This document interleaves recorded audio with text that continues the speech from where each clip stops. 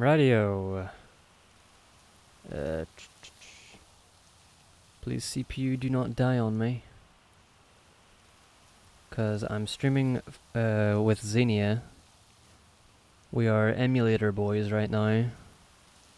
And I hope my CPU doesn't die. Actually, it seems to be doing alright. Right, well. There is a... this stream could be a wonderful insight into Blue Dragon, or it could be a load of boring nothingness if I mess stuff up or if I can't get stuff working. And in that event, I probably won't even archive it because there wouldn't be much of a point. But I do have some. What's the phrase? I do have like an addendum. Is that the word, addendum, to make to some of the stuff from the previous stream in regards to the road to Jibral. But first things first, I won't go over it all here because nobody's here yet. So we Xenia boys and also Cheat Engine boys, because I somehow managed to finally get Cheat Engine working with Xenia. By using some like byte big, what's it called, like byte big endian, that's what it's called. By using a fucking value type known as Big Byte Mario is what I used. And I didn't even know if I'd be streaming tonight because I didn't know if I'd be able to find the thing I was after, but if I change that value to 1 and you look near the bottom left of the game, the A button flashed for a little bit. Now, first things first, if this does not also let me save whenever I'm paused, then this will be a bit of a... It does! Yes, it does! I saw that. That's good. Although the fact that it's not consistent is really bad, because it means I'll have to move and time it perfectly, but I mean, hey, it could work. Hey, Silvi, you a quick boy. Like, I just started. I didn't even have like a startup thing. Because this could be a long and painful process. Well, possibly, because getting Blue Dragon working with Xenia has been really, really painful, because even though I've managed... Or sorry, Blue Dragon working with Xenia. No, that was a problem in and of itself, but I dealt with that ages ago. Getting Xenia working with Cheat Engine was the problem. And even though I've got it working now, for some reason, every time I like reload the game, or like not even reload Xenia, just like back out of a save and load another save, all the values work differently.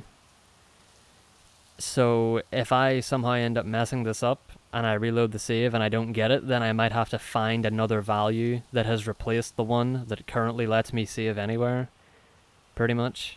So JJ and Sinnoh as well. Yeah, I guess Twitch notification must be on point.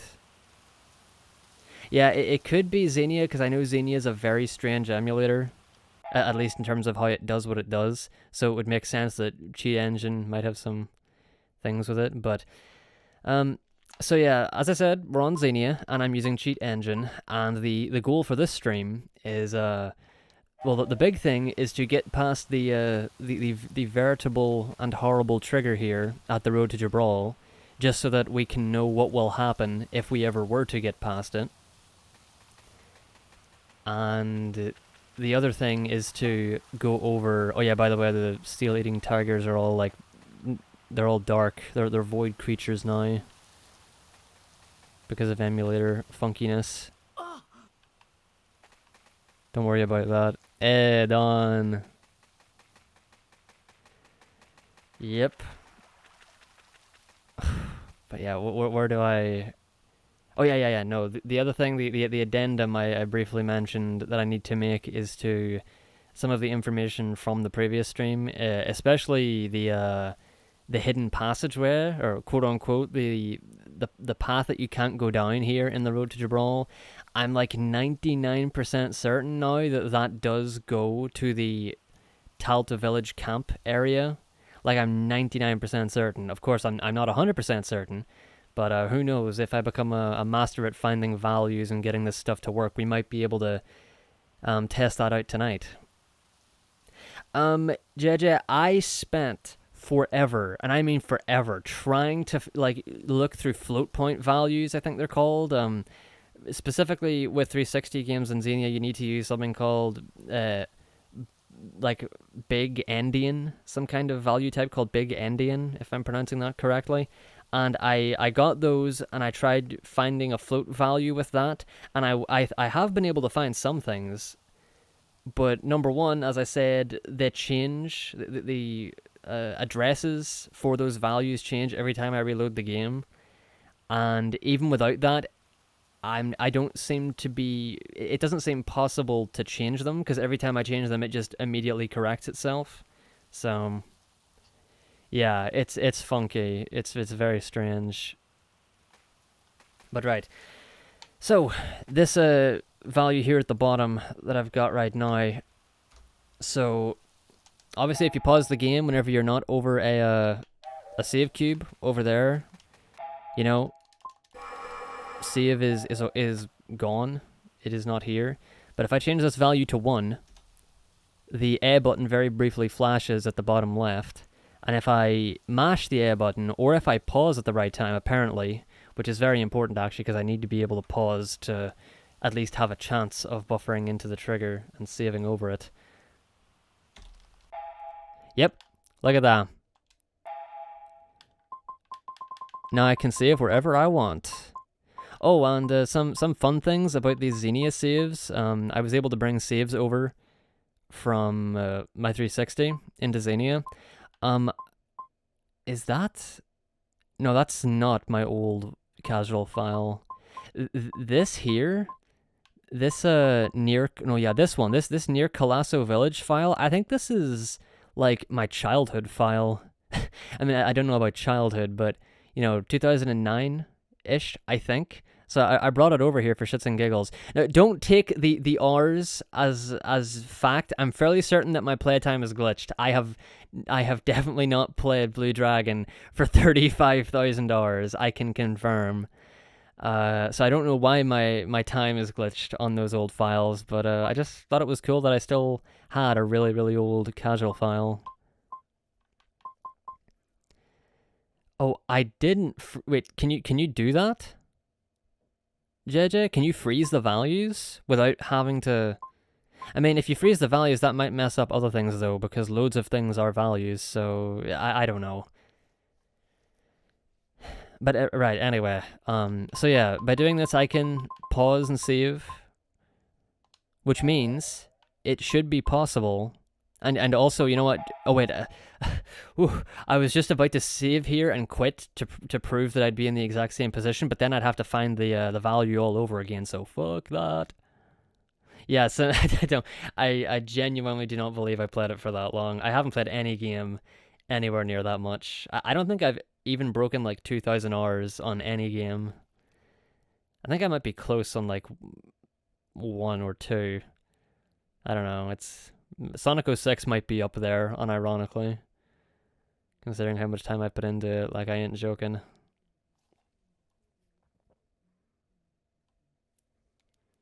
Click the box in the leftmost column. Oh, it's called active. JJ, you might have just saved me. Active. Look at that. It's flashing at the bottom. JJ, you just turned this stream into a success, my friend. How did I not know that thing was there?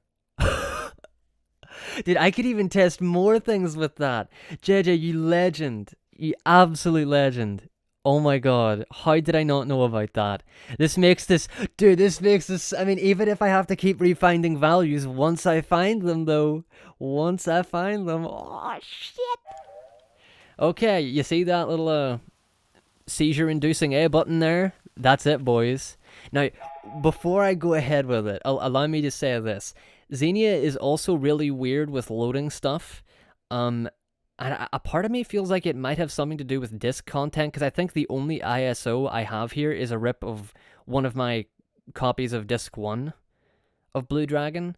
Now, I have loaded Disc 3 things, and I don't want to get into that either, because I booted, I got my 360 out, and I tried to load Disc 1 stuff, or I tried to load a Disc 3 save with Disc 1 and vice versa, and wasn't able to do it, which made me really confused, because I'm almost certain that Lindsay is correct about that, and that her and her dad's memories are correct, that you can do some form of that. So I don't know what was up with that exactly, but there is something a bit funky there, at least for me. And on Xenia as well, something is also funky.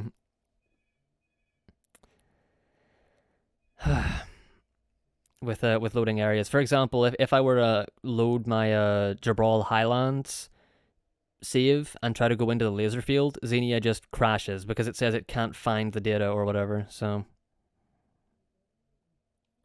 oh, interesting. Yo, that is so good.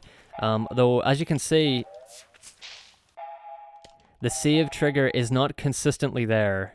It's like constantly being toggled on and off. So it's like, it seems like it's like one frame it's on, one frame it's off. That seems to be what it's doing with pointers. Now, you'll have to forgive me, but I don't even know what a pointer is, because I'm not, I mean, I've managed to figure my way around Xenia to some extent. Or not Xenia, sorry, Cheat Engine, but I'm not the best with this stuff. Oh, dude, this is gonna be so good if it works. I mean, it should. This will work. And even better, maybe I could just find something that like lets me keep freedom of movement. Like find the thing for that, but then like walk through this trigger whenever I should be otherwise preoccupied. Though I don't know if that would work. Like it does in Tulip, because I've found a couple of instances where... Oh, interesting. See, I don't think I should be walking against the wall like that, because I gotta keep my like direction moving forward.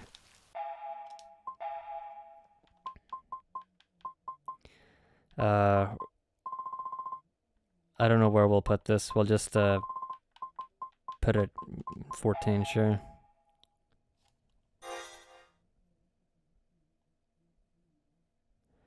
That'd be a 0 or a 1.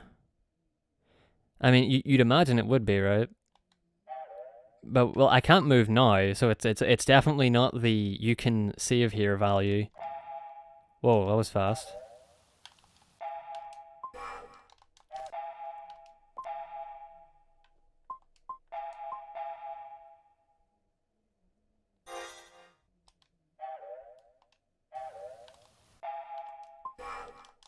Oh, come on. Yeah, the really annoying thing about this is that whenever you're performing this glitch on the overworld, you often, once you start hitting the trigger, you still have to like save buffer through it a couple of times, unless you get extremely lucky. And that means that if I think I hit this and I have to take the risk and I have to back out and reload the save, if I didn't get it, then I might have to find the value again. Although, I think I might know how to find it relatively consistently now, even if the exact thing changes. I've got a decent bit of... Oh, for fuck's sake. A decent bit of confidence that I should be able to. Also, yeah, Xenia has added input delay, so it's maybe throwing me off a little bit.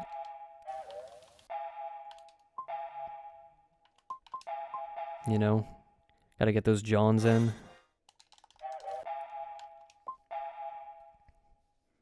My name is Blue John Dragon, and this is me looking at a possible sequence break. Haha. Once again, you know, this is really just for the fun of it and to see what the hell will happen or could happen, because there's a chance that through this right here we could learn that this wouldn't work, which would mean there's no point in crying over the fact that we can't sequence break for real. Also, I think I just saved twice. Good on me. Good job, me.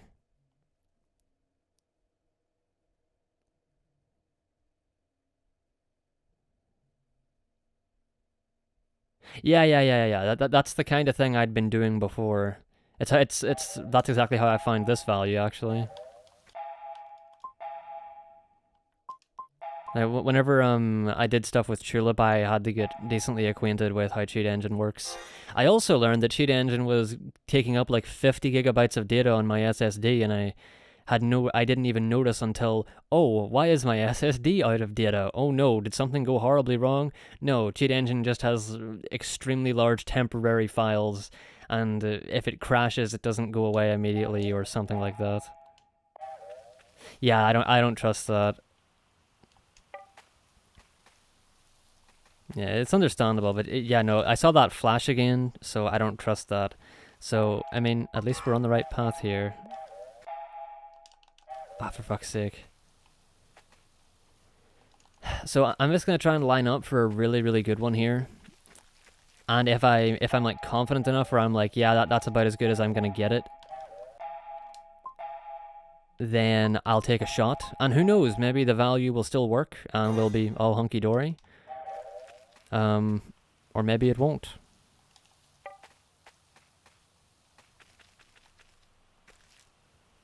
But yeah, it's like trying to force it on one, but it's just all... Oops. I mean, yeah, I can do it like that as well. If I just mash A, I'll eventually open it up.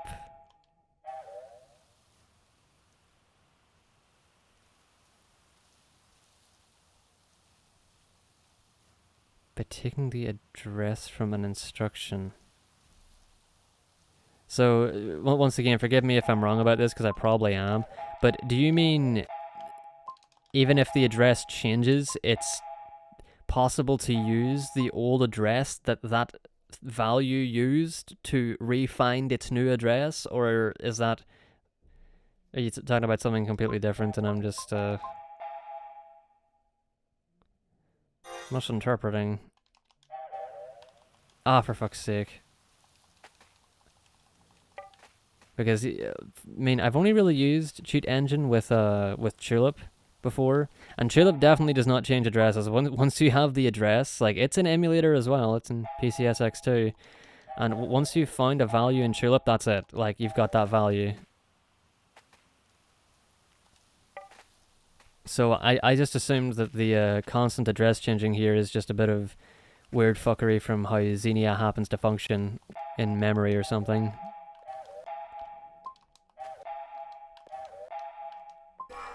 Ah, for goodness sake. See, I'm getting pauses on bad frames there where I don't have the option to save. Hey, Eternal, yeah. I've finally got this game semi-working with Cheat Engine, and now we're going to hopefully see what happens if you skip the road to Jibral. And like try to walk straight to Jibral without fighting Dullahan or doing the Wagon Defence. Though, once again, one other thing I was trying to do before this stream earlier today was I wanted to see if I could convert a Xenia save file back into a 360 one, and unfortunately I couldn't find any way to do that. I think there might have been one program, but it looked really fucking sketchy. I forget what it was called, like Modio or something. Because I use one called Velocity to convert 360 save files from a thumb drive into Xenia saves, but doing it vice versa, I'm not 100% sure. Really, JJ, so it's not a factor of Xenia, it's just a factor of Blue Dragon. That is good to know. Means I'll have to adapt.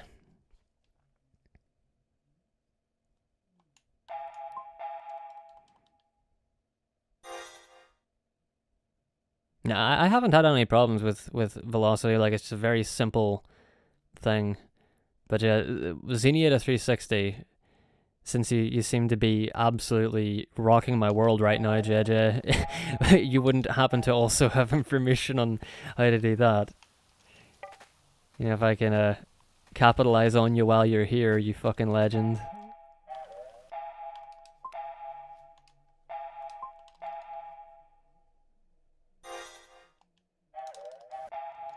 Seriously though, could you imagine if I was just like manually having to like press the button every time doing this? I mean, oh god, that might have been it too. See, I told it to stay still, the value to stay still, but it really doesn't want to. Wait a minute, let me 1. Then it changes back. Okay, how about I make the value 2? Don't crash. No, it just keeps doing the same thing. Wait. No, okay, no, it is completely timing based. Can't just hold it. Ah, you don't have. That's alright.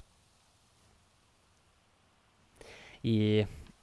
I think I did some looking on like the main Xenia thing. I think it might have took me to GitHub though, but I did see something like a section for how to send stuff to and from Xenia, implying that sending a Xenia save file back to 360 would be an option. And I believe it just said to do, as in the author of the thing has yet to get around to writing up a thing on it. So, unfortunately, there's a chance that even if I do pull this off, I might be stuck. Fucking, why am I getting so unlucky with the timing of that?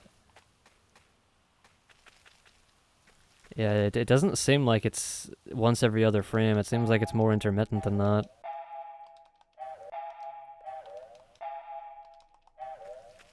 It definitely does seem that way.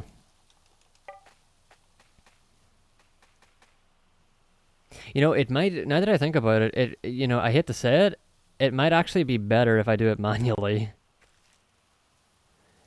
It'd be good if I had a reference point, though. But because I don't want to go up against the wall, having a reference point is... Oh, for goodness sake. Is that so? Oh, god damn it. Whoa. Let's hurry to the villagers. No, let's not. Dude. Every time I'm like, okay, just one more, and then I hit the trigger. It's like right there. Okay. That has to be it then. Right, let's just try it manually. Because then I might be able to... Oh, see, then I got a time holding forward, pressing Y, and entering that at the same time. No, okay, screw that. No, I'm not about to fucking do that. Right, pitch it to 1. Ah, Gemini.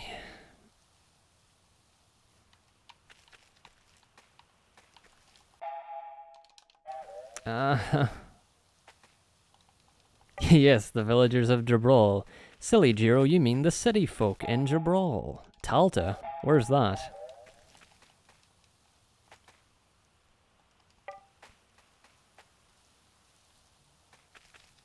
Yeah. Let me tell you, there are some interesting values in this. I was at the very beginning of the game inspecting some like debris in the caves, and I changed an inspection related value to like not to like the number 6, and it like tried to start a battle with the wooden plank, and the game crashed. I mean, the game started to load as if it were about to enter battle, essentially, and the game crashed because I was just inspecting something. So it's something, all right. But right, we're gonna just have to give it a shot. Hell yeah, dude. No, that could have been it. You'd think hitting this kind of thing in a 30 FPS game would be easy, wouldn't you?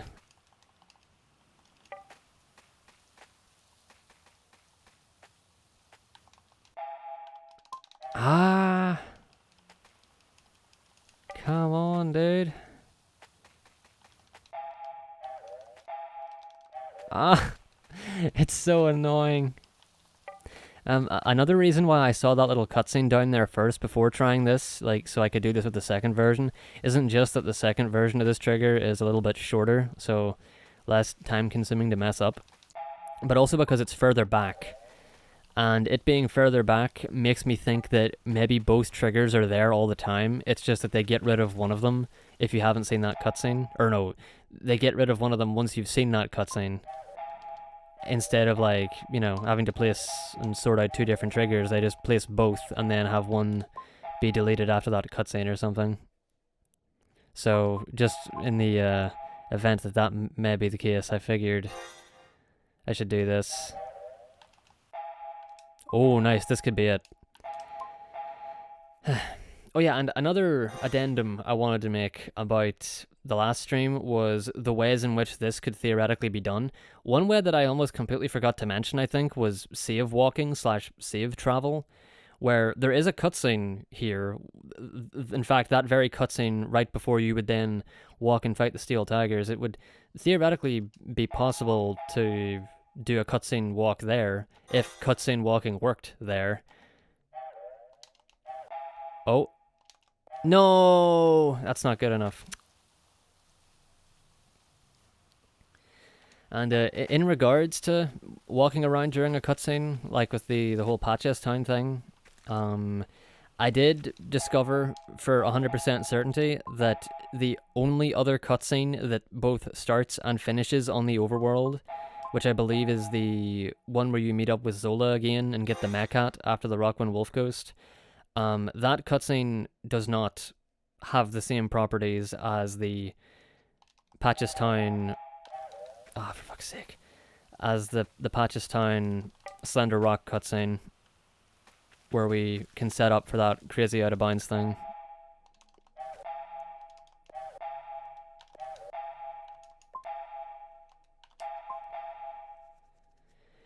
So the exact things that may or may not cause... Oh, this could be it. That may or may not cause cutscene walking to occur are as of yet unknown.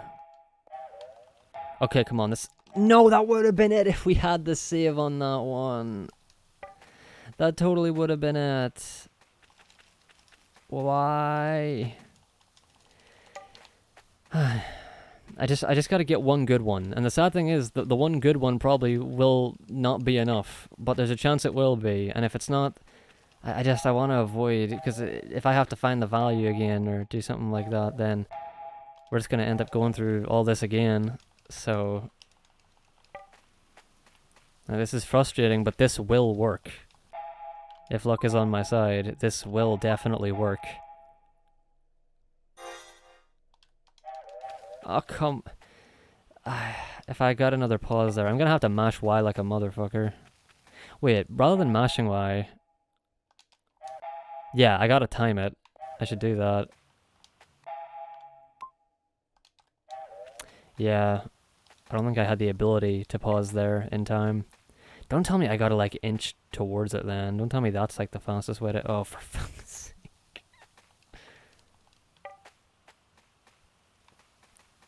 Game, you are horde. Oh, what? A macro? I mean, I don't even... Like, I'm gonna be honest with you, I don't even know how. I don't even know how I would go about doing that. I mean, would a macro... I guess it could help, if you're talking about, like, pausing in time.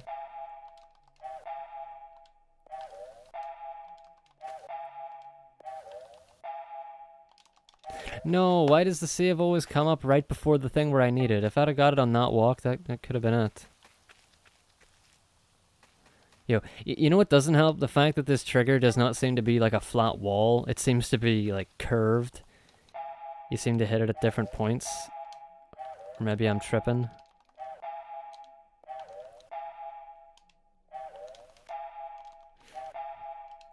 Are you joking?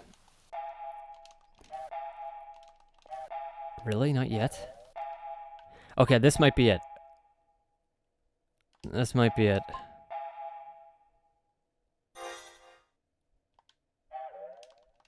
Okay, I'm gonna go with that. I think that's my best shot. Here we are far and wide. Is that like a misinterpreted lyric of Eternity from this game? It does kind of sound like that. Here we are, far and wide. Alright, boys. It's the moment of truth. Did I... Oh, yeah, wait. Let me, what your ants see? Alright, clear the cache thingy and then I get my visuals back a little bit. Here we go, boys. Did we do it? Probably not, but I believe...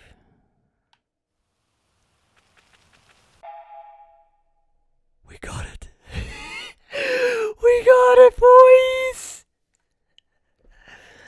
All right. World premiere. Ladies and gentlemen, boys and girls, the first time presumably anybody has ever stepped past that trigger, though I don't know for sure. Who knows?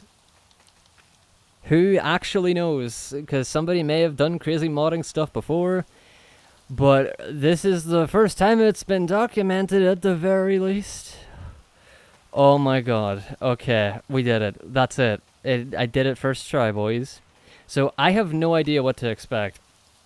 First of all, there definitely does not seem to be any enemies here, which is good, although not a huge deal, but unlike this map normally, there are no enemies. Once again, once we get to the end of this path, assuming we don't like fall through the world or have something horribly glitchy happen before then, because we are not supposed to be here right now, there's a chance that the loading zone at the end might just not be there to get to the overworld. Yep, that's all normal. Yeah, yo, JJ, thank you. This would have been significantly more painful if you didn't show me that, if you didn't make me aware of that extremely... Wait, what?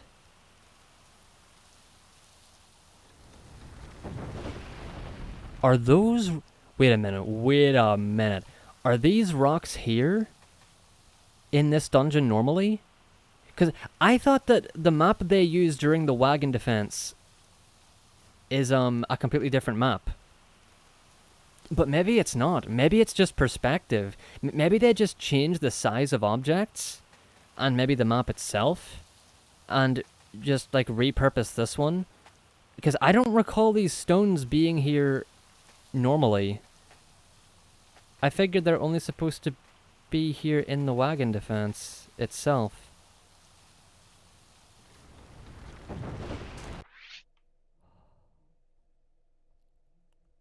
Oh my, that is so cool. That's exactly what this is, because when you push down the last rock of that in the Wagon Defence, these fat rats, these fat pack rats, come up to attack the wagon. But there is no wagon, because this isn't the Wagon Defence, so it is the same map. That's so cool. I did not think that would be the case. At all. Okay, this is crazy. This is ridiculous. I had no idea. So this is actually not just a slightly different version of the same kind of thing. It is the same map.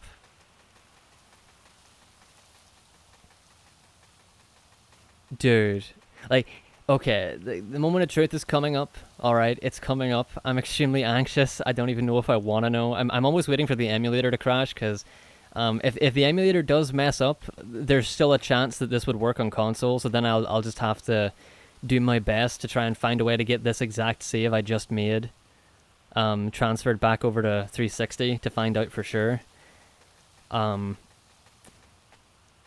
But even if we can never do something like this in the game normally, even if that does end up being the case, this is still fucking cool. Like, I love this stuff. And if it does work, that just means we have all the incentive we need to get something working. Okay. The gate is not here. There is a gate that is normally here that is open, and also looks way too small to cover the distance that it's supposed to close over. But it's not here. So that makes me concerned about the trigger being here. The trigger is not here. That is possibly the absolute worst thing that could have... No! I paused in front of the invisible wall? Okay.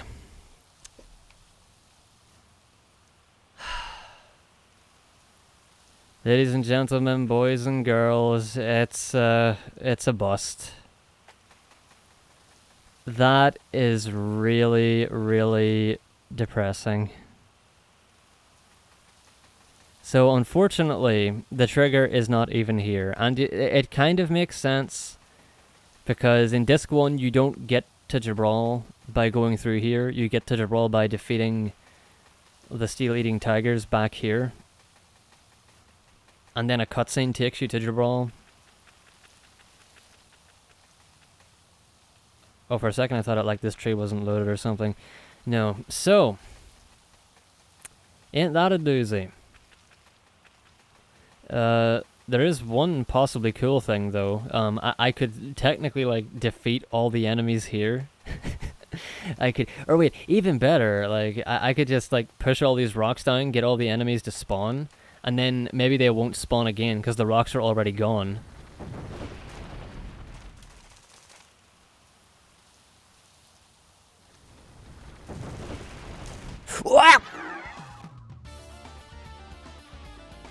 Oops.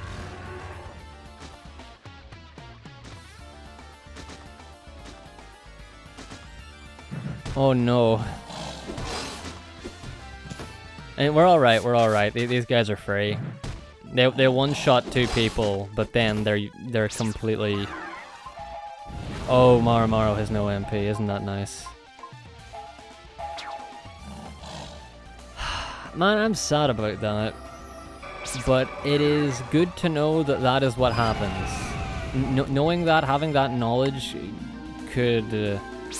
I mean, that might already tell us a lot about how other possible instances of this would work, or rather not work.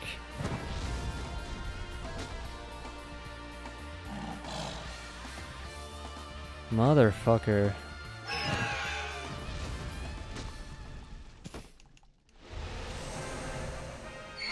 I'm just, well actually if the game does crash, that's fine. Oh god. So yeah, now I'm just wondering, like, are these guys just not going to be able to spawn because all of their rocks are gone? There are other enemies that just spawn automatically as you're going along the road to Jibral, or well, the Wagon Defence. But because those guys already got a chance to spawn in, maybe they'll just be there by default, or maybe they'll just not be there at all. This is really cool, though. Like, at least we were able to do this and know for sure. But this very likely means that the only noteworthy types of sequence break would be sequence breaks that you can do on the overworld. Because the overworld is one giant map, and if you want to possibly... Yeah, there's the bloody trigger. If you want to possibly get all the way to an area, or even like skip the rest of a disc by forcing the game to put in a different disc, or something to that effect, that'd be something you'd probably have to do on the overworld. So this is extremely sad, because this, I mean, I'm just happy that we know now, because I don't need to mess with this place anymore. It means that it all comes down to the overworld, pretty much. Maybe outside of like skipping boss fights or something. Hey, speaking of... Ho ho! Ho ho! Speaking of, if I could get that little trigger back in business, then maybe I could do the same thing past here. Though, if I did that, then that means I'd have to, like, every time I feel it, I'm gonna have to... What do you call it? Enter the steel-eating tiger fight, then literally cancel out of the game and reboot the game. That would be... that's gonna be really, really annoying. I might do it anyway. And I could always go and look at other stuff. But yeah, now I'm trying to think. So we have that confirmation. The devs did their job and they removed things that didn't need to be there, unfortunately. Which means, what kind of... I mean, here's my question. What kind of sequence break would allow us to skip the road to Jibral? Like, on the overworld? Because I'm trying to think, and... Because we already have Sea of Anywhere on the overworld. We can already do that. And I don't think there's any other type of, like, cutscene walking / travel that would really do much of anything. At least on the overworld. Because there's no other cutscenes besides those two in Disc 3. So, son of a bitch.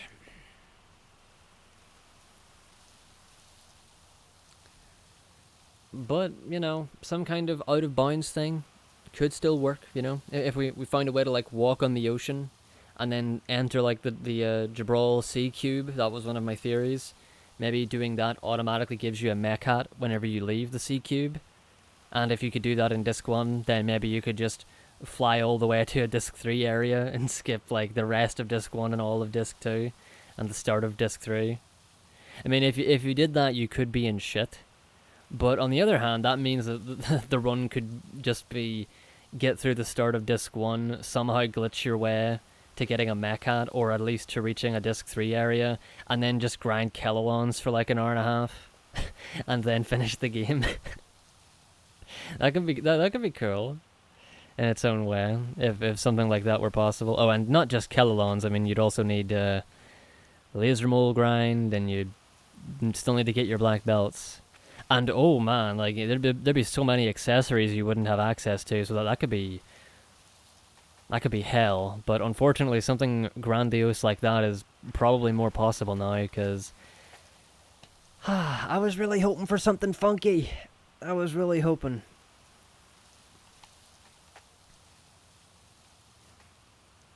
But no.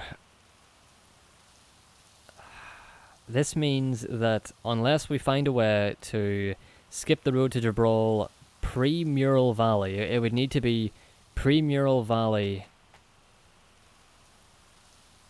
And that's rough, because the only other road besides Mural Valley leads directly to the coastal road, which is right over there, like right behind the tigers and villagers over there.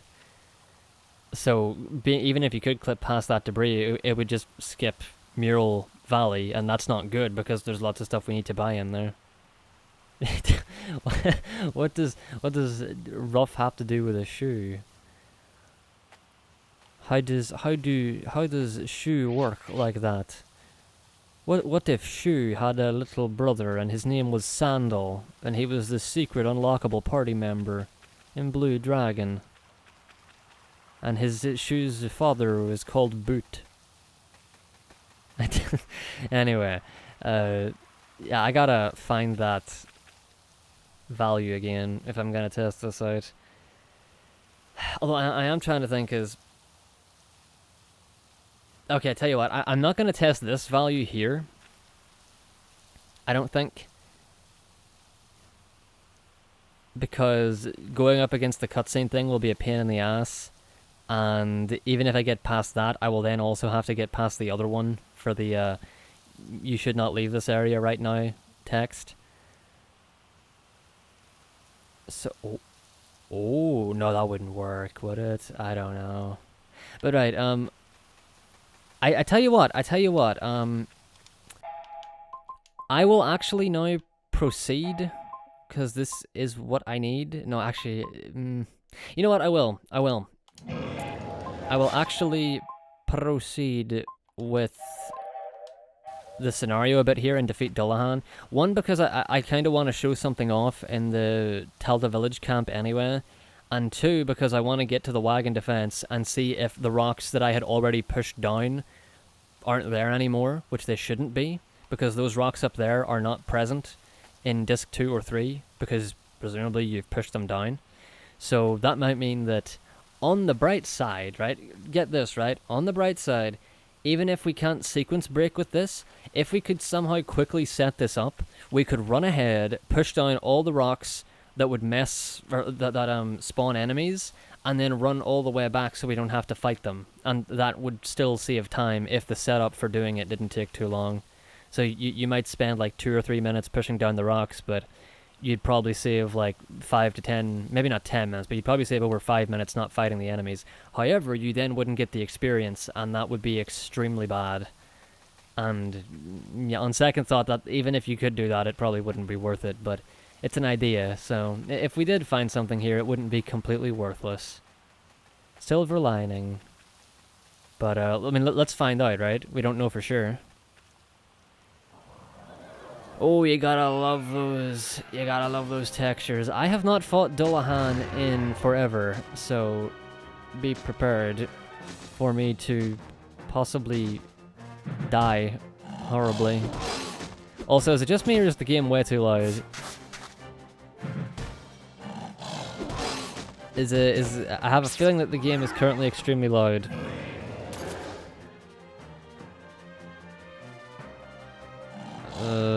I'll maybe turn it down a bit. Let me know if it's is it fine? I was looking at OBS and whenever they were attacking, it looked like the game was significantly louder than me. So I was like, wait, what the fuck? And there I thought I was careful with the game volume, but no, alright, I'll keep it. Oh, wait a minute. Give him one of these.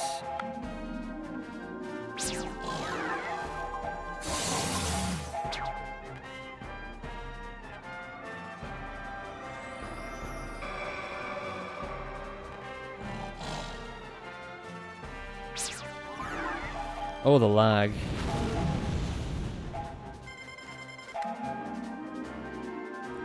We looking like Xbox 360 right now with this lag. Alright, are we gonna fight Dark Dullahan? Something's coming. Shadow Dullahan. Whoa! Down, down, down, down, down, down, down. That totally looked like the opening to Sonic Adventure with like the greenish blue. Oh Jesus. Okay. Thunder, rain, and lightning. Oh my god.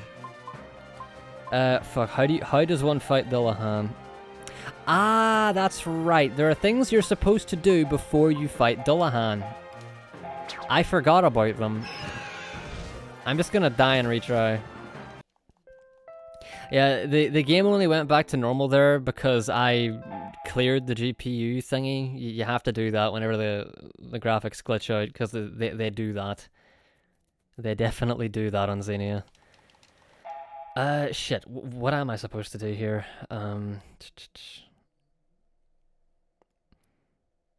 Do I seriously have to go to speedrun.com and look up my own fucking guide? No.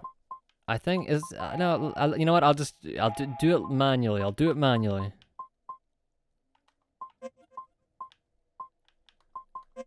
Yeah, all this is normal, right? I think it's just formation. I think it's just make sure you're healed and then put everyone in front formation. Like, I'm 99% sure that's all you're supposed to do. Yeah, alright. I think that's the only thing I forgot. And yeah, formation stuff really messes up Dullahan. Oh, for goodness sake. Versus Wall of Light. The tigers are still funky though.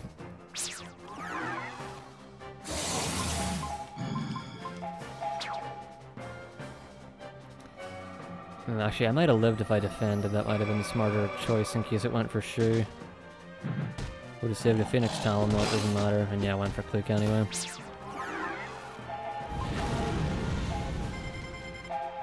Oh, the lag, it hurts.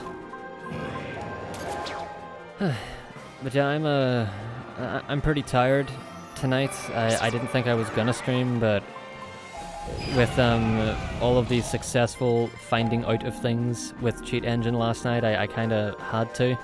It's just I didn't get a whole lot of sleep thanks to a wasp last night, and I've heretofore decided that that wasps are my enemy, and I do not take very kindly. They're down. He did it again.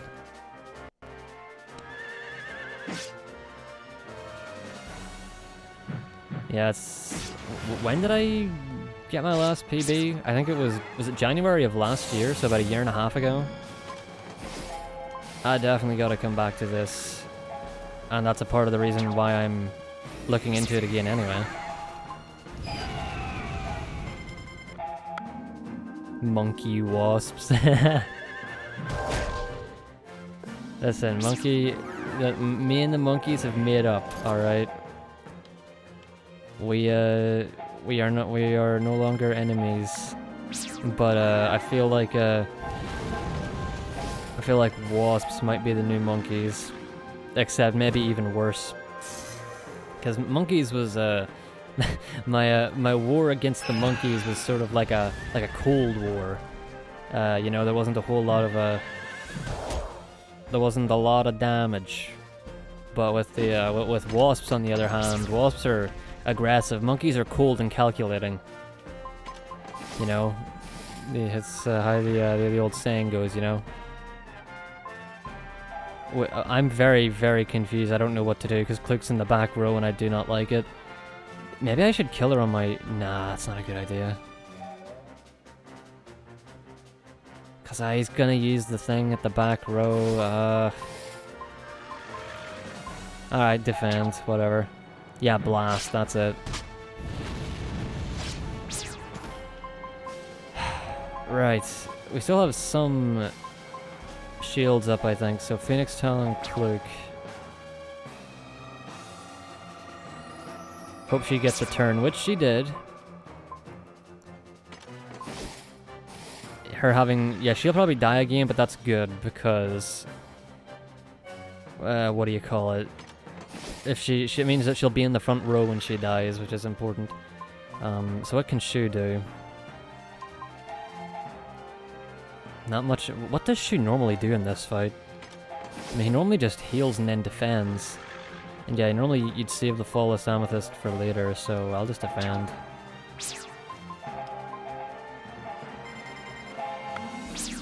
And I almost hit Flea. Oh, she didn't die, nice.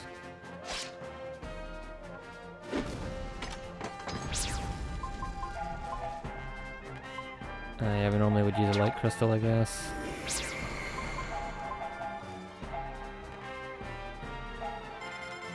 Nice.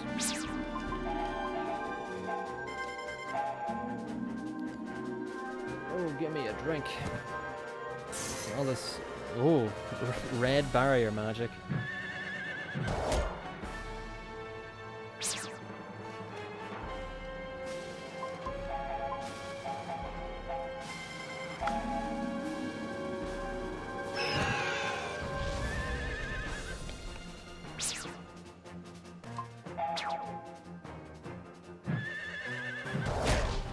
Well, son of a bitch, I should have healed. Actually, no, wait, I shouldn't have. But now we're in shit again. Why am I so bad at Dullahan?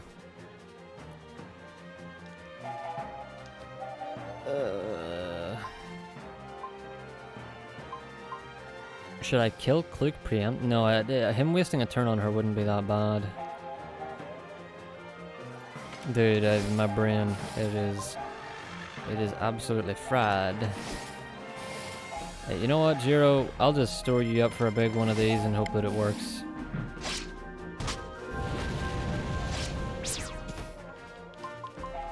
Yeah, this is a really bad fight, but... yeah, before I do runs again, I'll need to de-rust like hell.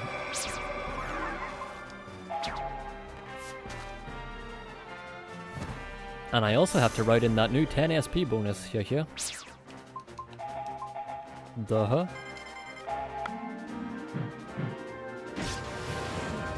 Uh-oh. That might be okay.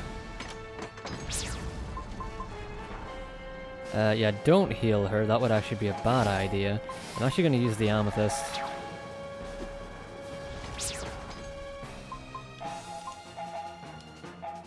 Oh, nice. Loads of time. Oh yeah, I've heard of Xenia Canary. I think I tried it once. Because Xenia used to constantly crash for me. With anything, with Sonic 06 or Blue Dragon, and I recently, like just there whenever I was testing things out, downloaded the newest like master thing of Xenia, and now I don't seem to be crashing anywhere near as much. But maybe that's just luck. And whenever I say crashing, I mean it's like lost communication with the video device, you know, it has something to do with the graphics card, I think. Oh, Moro. Oh no. Oh no. That's not what you're supposed to do there, but okay. Is Cook dead? Good. Oh yeah, wait, he's super powered up. We're in trouble. Oh, we are in absolute shit. Because I can't even get any damage out.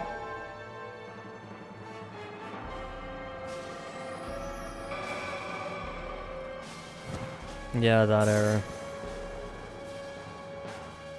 Okay, well at least he didn't... Okay, he's gonna do that though. Get him, cut him open. Grind his ass.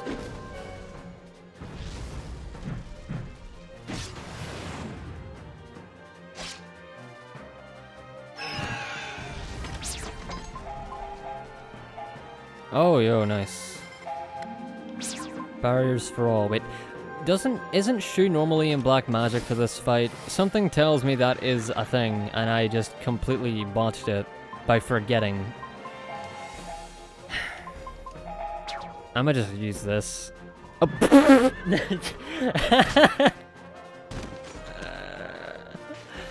Yeah, that's how you should defeat bosses.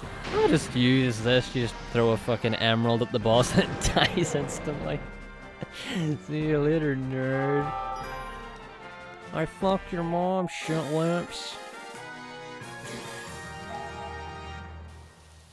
I guess we surprised everyone. I guess we did, Jiro. I guess we did. Anyway, welcome to the Talta Village camp. So, first things first, the reason why I am extremely certain that this is where that blocked path leads to, number one is the fact that I thought, for some reason, that in the story they, like, moved more forward for the night, but they don't. And this path is right next to where the villagers are, so my assumption is that that is exactly the implication, that because you can't get back to the Talta Village camp, and maybe they were going to let you at some point, but they just never did. And the thing that really cemented this for me is this. You shouldn't leave this area right now. The exact same text box as the one that we interact with on the road to Jibral. So, not so much of a mystery anymore, probably, but until we get past it, we won't know for sure. Who knows? Maybe they turned this this area into a debug map with loads of crazy triggers in it, and that's why they blocked it off. Or maybe they just literally forgot about it and then were like, just patch it up and don't let them go there, which is probably that's what I assumed happened. That's what I do assume. Though this like wide circle area could be a pretty nice place for like an optional boss. Too bad, like a golden Dullahan or something.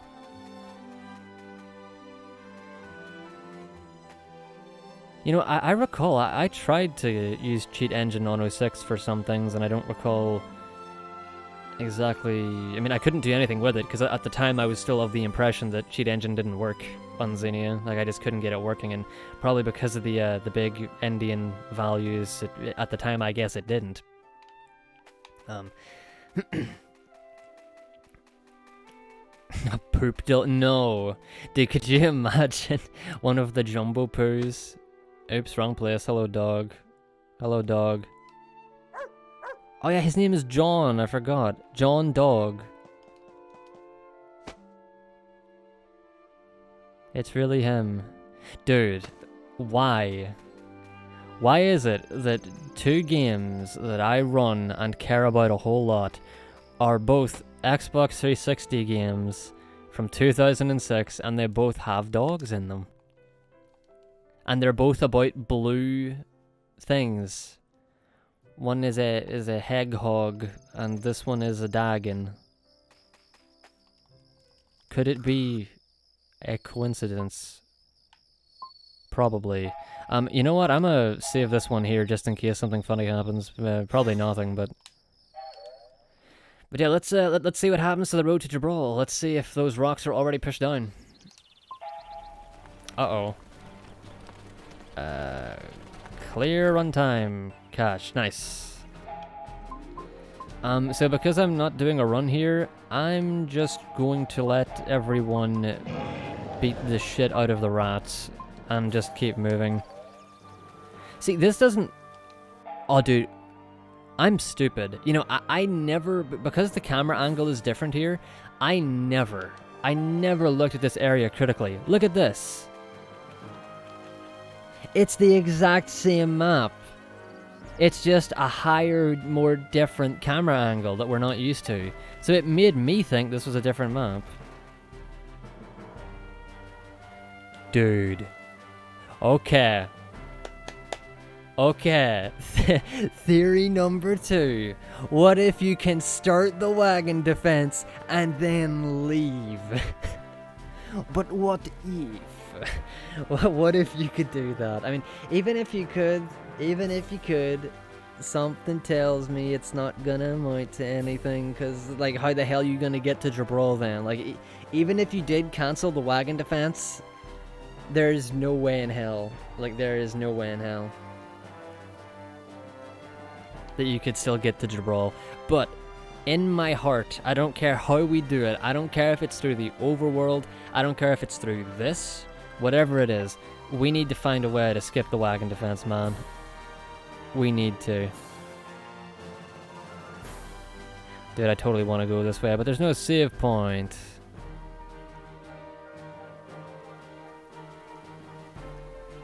Yeah, you know what? I've actually got as much time as I want here, JJ, so I can actually do this now. Oh. Right. Could you imagine if this works? But yeah, so with the movement check, so I know what you mean, and I've done this kind of thing before, where, so say I have the text up here. Oh, that's cool. It doesn't even, like... No! Oh, it's an invisible wall. These are both invisible walls, aren't they? Okay, no, this one isn't an invisible wall. Wait, no, neither of them are. You just have to back off enough? No, because there's obviously still an invisible wall here. No. So this means rather than movement, I would need to find a way to mess with coordinates, to, like, have us warp to the other side of the invisible wall. And I have had absolutely zero luck with all of the coordinate stuff I've already attempted to figure out on Xenia, so...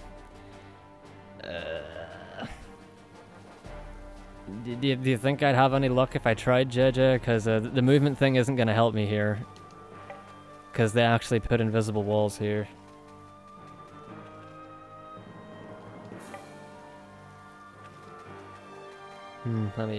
Let me just stand up for a moment and take a drink. I tell you, I am not wearing heavy clothing, and I am already sweating to death right now. The heat is bad.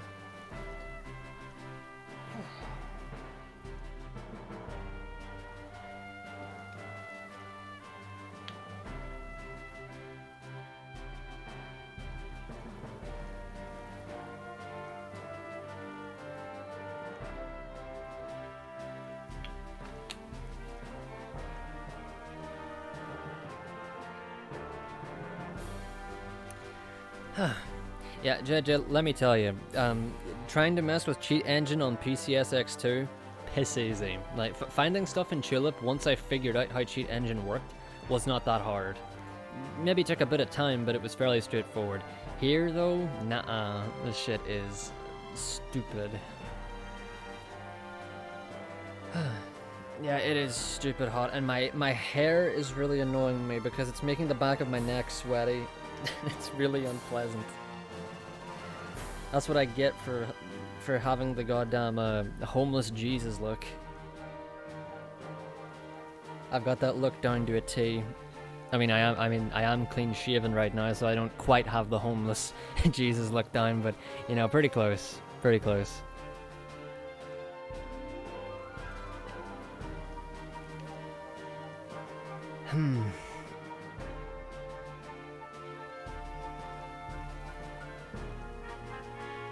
Yeah, I mean, I guess that's what it comes down to, because some games just don't do things, you know, traditionally at all. They just have their own funky way of doing things.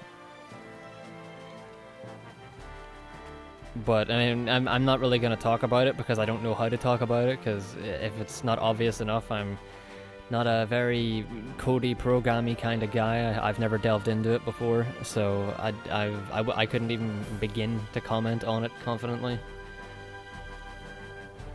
A ponytail would help. I mean, I've tried that, but then it like annoys like the roots of my hair, and then my head starts to hurt. So, welcome to Beauty and Fashion Talk with Tony. Talking about my fucking hair. My stupid, nasty, sweaty hair. Actually, my hair is fine, it's just my neck that's sweaty. I take it back. I'm sorry, hair. You're not horrible. Entirely.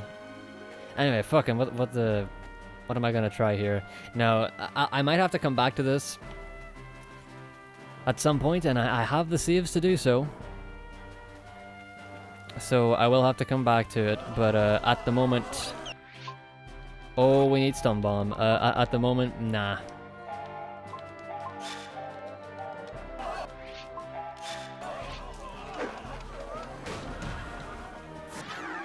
At the moment, I do not have the means. God, they look like they're made out of like, what's it called? The freaking Play-Doh. Yeah, sure, you just defend. You'll be fine. Timing spells on emulator. You gotta love timing spells on emulator, huh? When you're not good at it, when you're not used to it. I'm actually good with timing spells on console. It's an appropriate time to be sweaty. What you mean, like all the juicy cheat engine info that we've already managed to get, but to make me act up. Thank you. Fucking getting sensual over the lack of loading triggers. I don't know about that one. Well, to be honest, considering how I normally react to things, that wouldn't be too out of character, so... Yeesh. There's a boy spawn here. We have a boy. There is a boy. The boy is stunned. Oh yeah, another thing that I thought about was the possibility of trying to have Jiro in particular reach level 14 before the Wagon Defence starts, and I think we might hit level 11 after Dullahan, maybe. Not 100% sure on that. But if Jiro did reach level 14, then we could just field barrier after killing one of these fat pack rats, and we would still have to manually fight the tigers, but we could just field barrier the pack rats, and we wouldn't get any experience, and we wouldn't get as much SP. We'd only get like 1 SP per rat, unfortunately. But it would be a lot faster. I mean, yeah, the hype has died down for the moment, but we can, if I can figure cheat engine out more, then we can still get some crazy stuff going, I hope.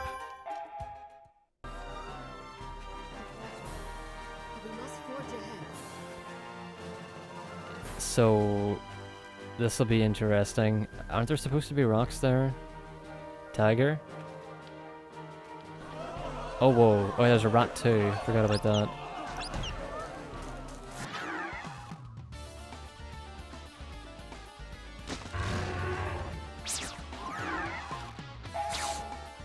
I forgot to fix our formation.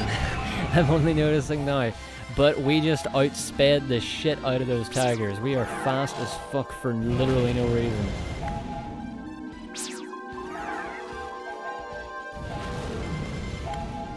Nice.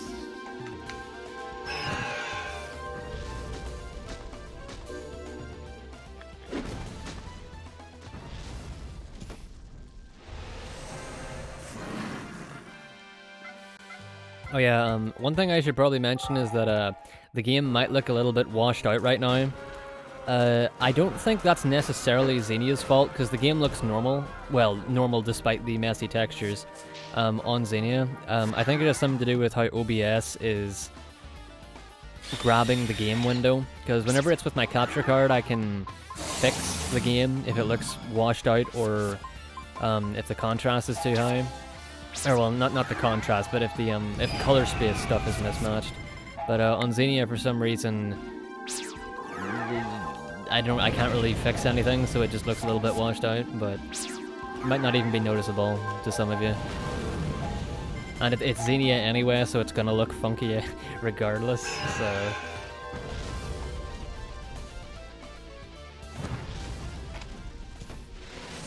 by that, Eternal, do you mean the base game, in terms of glitches, is extremely rigid? Because, I mean, the funny thing is that there are glitches. That could have utility. Like, if we could find a way to... Oh, a golden poo. Nice. If we could find a way to allow cutscene walking to happen almost whenever, that could be a big deal. Oh shit, dude. And being able to save wherever we want on the overworld could still have applications, maybe. And finding a way to save anywhere we wanted, period, would also be a big deal, but I'll be damned. Of course this works. Of course this works, because the rocks are gone. I think. Oh wait, maybe they respawned, or maybe I just forgot about these ones. Oh dear, please don't tell me that they respawn, that would suck. Because yeah, the only thing that triggers these enemies spawning is the rocks falling. Okay, I may have forgot about that one, but I don't think I did. I do recall pack rats like this. Like a group of 2. So my little idea might be false. Unfortunately, it might not actually be true. Which, if so, would suck even harder, but... God, I just want to be able to skip this. Or, you know what, tell you what, even if we can't skip this, I'm still going to look into somehow getting Jiro to level 14. Because there might still be a way, like, there might be some experience... for example, there is one experience bonus that you get in... whatchamacallit? The Undersea Cavern, and we just give it to Shu because it's there. Alternatively, we could give it to Jiro. So, there might be other things that I can find as well, so... If the penalty is like, oh, you have to fight like 1 or 2 optional groups of enemies, it's like... That's a lot better than fighting an extra, like... I think you fight 12 groups of these things. Like, I think you actually fight... well, no, not 12 groups. Maybe 6 groups. Because they come in like, groups of 2 in each fight. And according to my monster compendium thing, I've defeated 12 of them on a later save. So that would mean there are 6 groups of these that you fight. You have to fight 1 of them, but then you can just field barrier 5 of them. Like, that would still make the Wagon Defence faster and more bearable. So, if I was able to find some crazy, like, just wellspring or oasis of bonus experience things, like bonus experience inspecting object things, or if there was one enemy in particular somewhere in Disc 1 that for some reason just gives you a shit ton of experience, it could totally be worth doing like 1 optional fight and some extra pickups to skip 5 fat pack rat fights. Because I really don't like the Wagon Defence. As I said before, the Black Belt grind is objectively worse, but this is objectively more boring than the Black Belt grind, because the Black Belt grind's like a casino, you're always on your toes. Okay, I can confirm right now, I can confirm that, The rocks have respawned. Oops. Wagons, no. Yeah, okay, no. The rocks have respawned, so that didn't work. But it is kind of cool that you can push them down and fight some of those enemies beforehand. Wait. Did they... Isn't there supposed to be a rock in the middle here? Or is it that... I think maybe it's that second to last one. Because I only defeated one of them prior. So I'm actually not 100% sure. And I can't find out now because the wagons are dead no matter what I do. Like, I can't make it back there in time. So, that's unfortunate. But, interesting. Dude, this is it. This is it.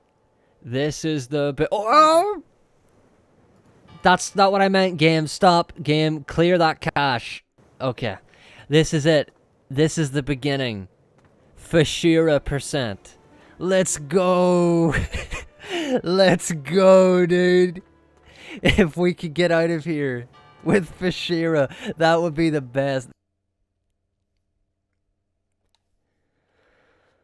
Oh boy. Right. Hello. I am going to jump right into this. Like, nobody's here in the stream yet. Like, I literally just started, but I need to get into this immediately. I can't wait any longer. So, last night's stream was not particularly fruitful. It sort of shot down my hopes because of the loading zone not being there at the end of the road to Jibral. If only I had looked a little bit harder, and specifically with the Talta village camp. Because the Talta village camp may be the key going forward if there is any hope for a Wagon Defence skip to become a thing. Because ho Nelly. I'm also very concerned about the emulator crashing. Because when it crashed in the last stream, the audio also died for the stream, so hopefully that doesn't happen again, but I guess we'll see. SNO and Silva, you two are lightning fast. I'll take it that's the Twitch notifications again. Lightning fast. Yeah, I was not planning on streaming tonight. I was planning to just keep on trucking and looking at things offline. The game decided to not have that be a thing that I can do. Because... yeah, I discovered some stuff, and you know what? Before we even jump into the game, you know what? I was gonna leave this till a little bit later, but let's do it right now. Why the hell not?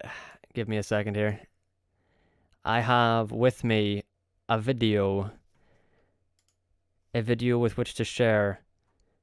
So this was from earlier this evening, like what, maybe like 2 hours ago. And I was just recording offline, looking at stuff. So this is just my normal save. I'm gonna skip forward in it, but this is the normal save from just skipping past this. A part of me was like, you know, what if you skip, or rather, what if you kill the final 2 pack rats? What if that like somehow triggers the steel-eating tiger fight that's supposed to happen at the end of the Wagon Defence? And obviously, I got nothing out of that. Hey, JJ. Well, you know what, you'll see what I discovered, but whatever. So I went on back up here, and I decided to try something that I didn't think to try yesterday, which unfortunately doesn't do anything, which is activating field spells, because one thing that I noticed with deactivated triggers is that, well, ones that you save buffer past anyway, is that doing a field spell on them has them reactivate if you know, buffered to stop them or whatever. So yeah, that didn't work, and I was all like, oh man, you know, I didn't think it was going to, but I just tested it. And then, oh yeah, that's right, so I wanted to find a Talta village camp one, because I thought to myself, right, next thing on my agenda should be to, oh, nice graphics as always, Xenia. Next thing on my list should be to just see if you can do the same thing in the Telta Village camp, like get out of bounds there, see if maybe there's a loading zone there, though I didn't think there would be. So, oh yeah. And first I did this. Before I even did that, I forgot about this. I started working on trying to get past that, into that secret passageway that you can, that at no point you can get past, and I actually succeeded. Wait, was that it? It is. So I actually got it, and as you can see, I moved forward, and then it came up again. So I believe I immediately reloaded it and confirmed. Wait, what? Oh wait, was this? Did I just skip past the whole thing? I did. What? I could have sworn I looked at it at least a little bit more than that.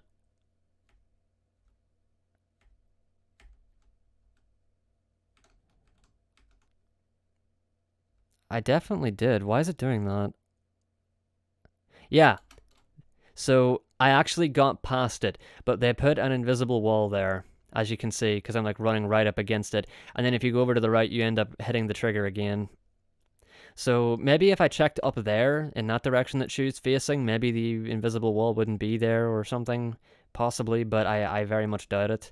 So it seems as if you can't get past that, at least not without actually getting rid of the invisible wall or something crazy. Yeah, no problem, JJ. It has been absolutely sweltering as of late. But right, so the next thing on my agenda was to get into the Telta Village camp, and unfortunately all of my saves were immediately going into the Wagon Defence, so I had to refight Dullahan. So that gave me a fun little idea for Dullahan.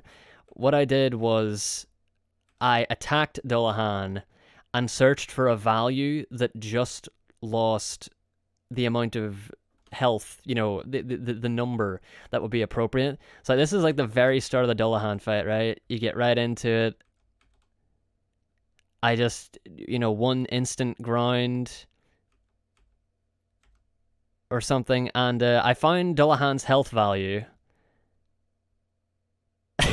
and attacked him and killed him instantly. So that was fun. That's just a bit of fun to make things easier for me to test stuff out, but it's a very easy to find enemy health values by attacking them. That makes it very easy. But here we are. This is the Telta Village camp. This is what I wanted to test, because I knew that there was a save point right here, and this is where the fun begins. So it took me quite a while to actually get the value, so I'm skipping past a lot of it right now. But once I did get the value, as you can see, here I am trying to get past this. In fact, let me hit it here. Yeah, you shouldn't leave this area right now. That's the one. And it forces you to walk back and everything. So I kept working on it until I was fairly certain I got it, and I believe I did. And this is what happened. And this is also the reason why I'm streaming, because... Let me just pause it real quick, because I thought that based on the fact that the trigger from the road to Jibral to go to the Jibral Highlands or near the Jibral Castle area, I thought that because that wasn't there the first time, that must be indicative of how they do maps and triggers in Blue Dragon. Possibly not. Because based on that logic, I thought there's no way they would have put a trigger back here, because you never leave the Telta Village camp area on foot, ever. But I got past it, and immediately it puts me here, which is the entrance point to the road to Jibral from the coastal road area on the overworld. Also, the graphics were glitching out, but I quickly fixed them. So, and we are here, but the tigers are gone because I've defeated the tigers and Dullahan. It's just the villagers standing here. You can't interact with them. They're just there. But that isn't the most of it, right? So I still think that area there that's being blocked off is where the Telta Village camp is supposed to be. Even though it put me at the coastal road thing there. But this is only the peak, the tip of the iceberg, as it were. So I went up a bit. Oh, what did I do? Did I quit? No. Yeah, the first thing I did, because the save point is actually gone up there, but what I did was I went out to the coastal road. Now, the coastal road here is an area that's technically inaccessible until Disc 2, for obvious reasons, but of course, I currently am playing only as Shu in this, and I've reached the coastal road by doing that. Presumably, you could also reach it by, like, save buffering past the fight trigger, but that'd be pretty annoying to do. So I was just out here thinking, oh my goodness, this is really cool, but unfortunately this area doesn't lead anywhere. So I was just avoiding enemies and looking at stuff. I went to go get this chest, which just has an ultra magical medicine, but then this happened. Because I was like, wait a minute, a broadsword fish, those are in the undersea cavern. I could probably take that. Let me try to fight as Shu solo. And then this happens. Now, it says, there's been an issue reading content from the game disk. This is likely caused by bad or unimplemented file IO calls, I think that says. Now, that is the same error message that pops up whenever I try to enter the laser field. And I have a feeling that that is the emulator not knowing that I need to switch disks. Because the ISO I'm using, I believe, is a Disc 1 ISO. So me entering a fight with that enemy, like, that enemy is in Disc 1, but that area isn't. So the arena that we would be fighting in should not be present in Disc 1. So that makes me wonder if I was able to bring this save over to console and do that exact same thing, it might not crash, and it might allow me to immediately switch to Disc 2, because it might be like, you need Disc 2 for this content, please insert Disc 2. So yes, Sinnoh, exactly. That is one possibility for early Disc 2. And in and of itself, because of that, we might be able to just do that, re-enter the road to Jibral from the coastal road, like right where we are, and walk all the way through it and go to the laser field. So that might actually be the optimal thing to do, but that isn't all. That's the only bit that I recorded, but that is not all. Actually, I think I did record more. Yeah, wait, give me a second. Now that I think about it, I did record the other one. I believe it's this. Yeah, it is. So this is from immediately after that. I decided to go back, and I thought to myself, right, well, I can chill with the villagers for no reason, but let me check out other things. So first of all, you can't really get a good view of it there, but I did check it at another point. One thing you can do is you can just leave with Shu solo. You can't warp though. The game still has the factor stored that you're unable to warp, so that's a bit annoying. But you could, like, theoretically go back and everything. But anyway, whenever you go back to the road to the Brawl, you'll notice that aside from the glitchy textures, oh Jesus, there, you'll notice that the save point is gone. The save point that's normally, like, right there to the right of that sign is not there anymore. So that got me thinking, this map is different. This is different from the one that we were just in before fighting Dullahan, because the tigers aren't there, and the save point is gone. Why would the save cube be gone? So, then I thought, is this trigger gone? And it is. This trigger isn't here anymore. Makes sense. I mean, Shu's the only person in the party anyway, so it'd be kind of weird if other people who weren't in the party tried to warn Shu.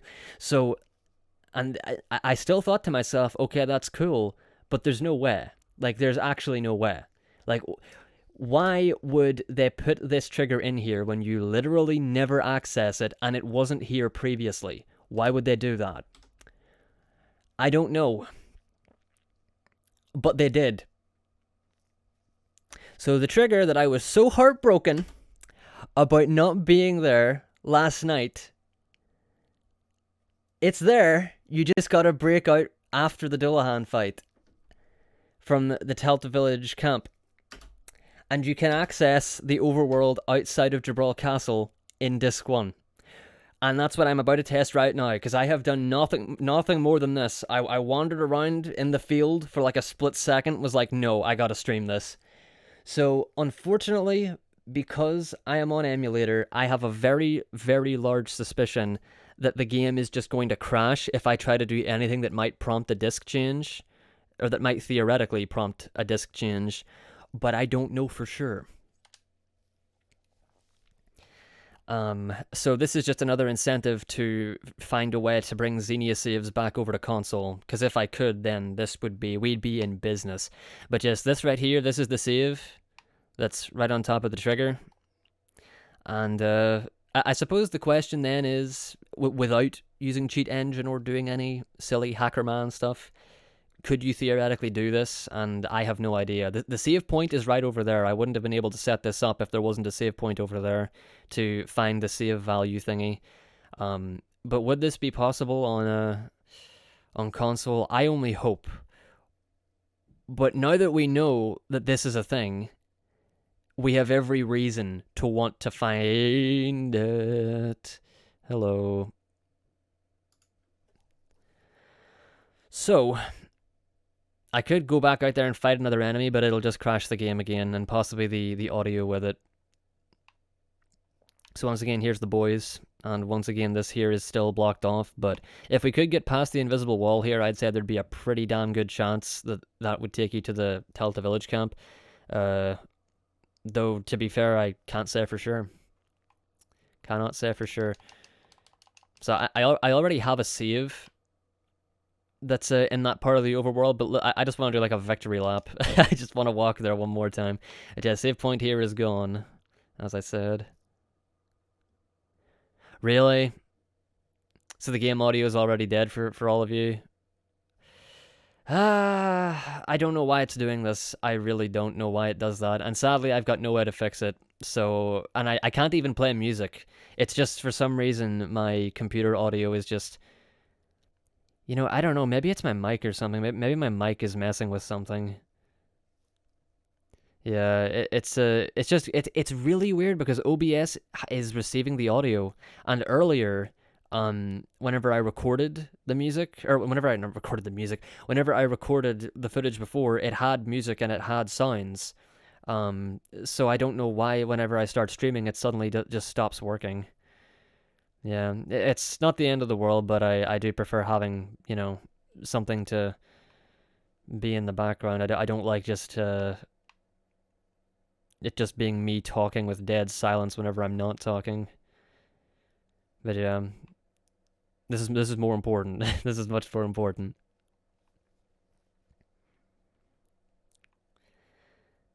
And yeah, once again, if you push down those rocks, it will spawn Wagon Defence enemies, which is really cool. But this is the question now. What will happen on the overworld? Like, if I try to go to the laser field, it's almost definitely going to crash. I can tell you that right now. But if I go to Jibral, it might just let me go straight to Jibral. Yeah, the sounds in your head. It's pretty hard to forget the wonderful sounds of eternity. You can play that back in your head real time with no issues. But yeah, I don't know why this trigger is here in this version, because you never access it in Disc 1 at all. The only thing I can think of is that maybe after you beat the Wagon Defence, they use this trigger to send you, without you noticing in the cutscenes, to the overworld to then take you to Jibral. But I don't know, that seems weird. I don't feel like they do that. So it's really strange. But it's here this time. And once again, we might be Shu solo, but you're not supposed to access this part of the overworld in Disc 1, which is why that trigger being there is even more perplexing. Now, this enemy isn't in Disc 1, I don't think. Come at me, boy. The fight is working. I'm probably going to die, actually. I should have thought about this. They're not actually dealing enough damage to me. I might be able to... Oh, wait, no, I can't. They've outsped me significantly. So I have to kill them in one turn, or else I'll just have to reload. Flawless Amethyst might be the way to go. Let's try. Oh my god, it worked. Dude, can you imagine now if, I mean, I suppose with Cheat Engine you could just remove everybody from your party, but... Even so, solo Shu for the rest of the game wouldn't have... It probably wouldn't work anyway, but... Moment of truth, boys.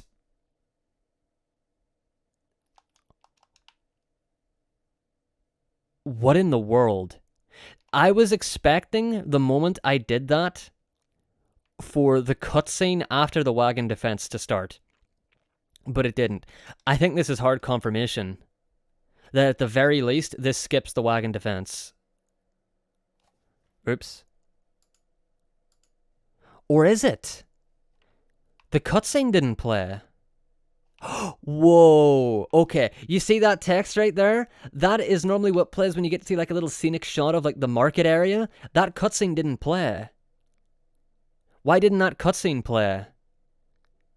Like that text shows up when you get a scenic view of the of this market area. So something is really weird. Maybe this game has like a really strict like cutscene order thing or something funny like that.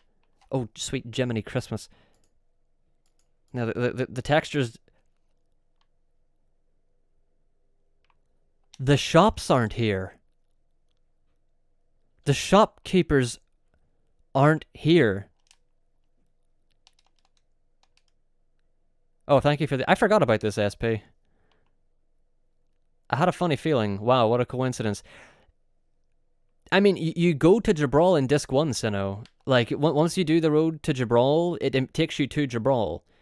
But it's a version of Jibral that you only access until you go to the Flying Fortress. So is this like some kind of default Jibral that you never access, but they still have it here for some reason?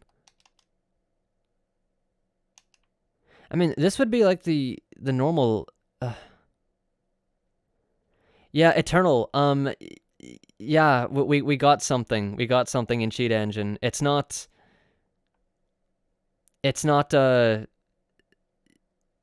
what do you call it? It's not, console doable, but this means possible big things. That is so weird. But yeah, there might be a flag or something, right? Vashira isn't here. Oh, staying at the inn might change something. But alright, like, this isn't the only thing. Like, as I said, trying to... Oh my god, why does it always do this? Trying to enter a battle with an enemy that it won't let me do that with, where it crashed, that might prompt a disc change. Or trying to go to the Exile Forest, or trying to go to the Laser Field. Those things could all prompt a disc change, theoretically. Oh my god. Oh yeah, no, it's good. Like, after you do the Wagon Defence, you go straight to Jibral Castle. You like run around and do loads of stuff in here. And then you go to the Flying Fortress, and then after the Flying Fortress with the whole Mechat thing, you end the disc. Okay, that didn't reactivate that, which is interesting. Though, interesting. I mean, I get, no, you don't get your ability to warp back until you already end up in Jibral again, so that wouldn't mean anything, but still. Holy shit. Is there something around here? The NPCs are gone. This is some really weird, like, default Jibral Castle town area where, like, all of the specifics are just not there. The shopkeepers aren't here. That is so strange. Because... yeah, this is not the same Jibral that we go to in Disc 1. Because the cutscenes weren't there, the NPCs aren't there. They must have just put this here as a placeholder. For some reason. You can't even enter the basement. Oh my. Oh, but you can go into that door. Just not the other one. Oh my god, it's such a good thing that I know how to do this. I've got to remember, I can actually hit F5 and that clears that for me. This is so weird.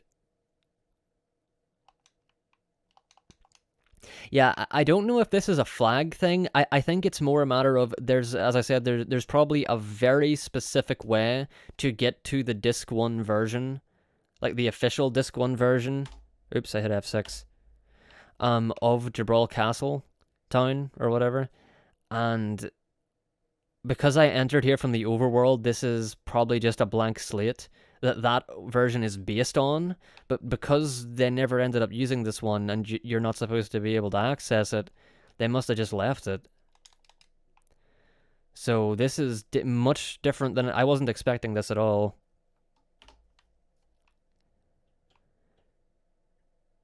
I guess I'll try to go to the throne room, or maybe like Zola's quarters or something. But there's nobody here. Like, the people are out on the town, but that's it. Like, the shopkeepers aren't even there. I think this is Zola's quarters. It is.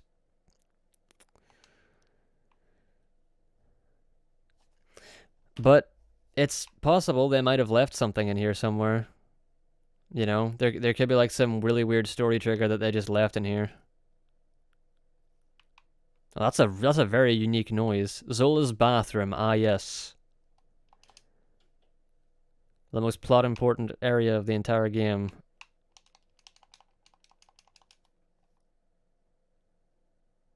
The garden balcony. Well, there's like a couple of things like that. But yeah, I should take a good look. Uh, where's the minister? Is he here? I think he might be up on the. No, wait, no. The only thing up. I don't know. Let's just go in here. I think the minister's in here, or he should be. He won't be now. Whoa, whoa, dude. Whoa, what's that window? Looks. That does not look normal. But no, minister's not here. Nothing. Holy shit. Oh my goodness, this game is not letting up on the eye destruction. I could speed the game up actually to make this a bit faster, but I'd be terrified of causing a crash. I mean, even if I did, I can still re-enter, but getting all the way back to the castle like this would be annoying. Oh, the game's chugging. Yep, inner courtyard is normal. We used to go here in the speedrun, actually. I think there's a chest over here that has loads of medals in it. Yeah, it's not that Xenia is struggling with the game. I mean, it kind of is.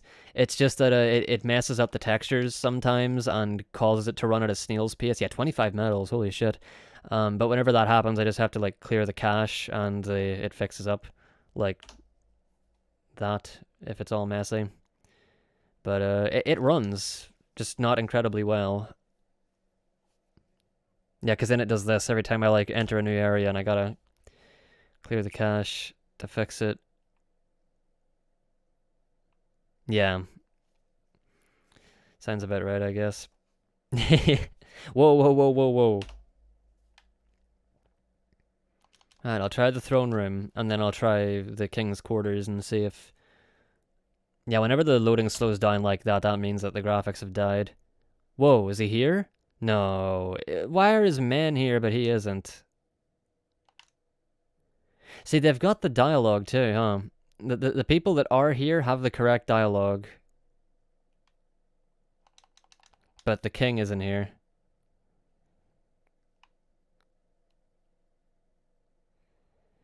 Man, this is interesting. I love it.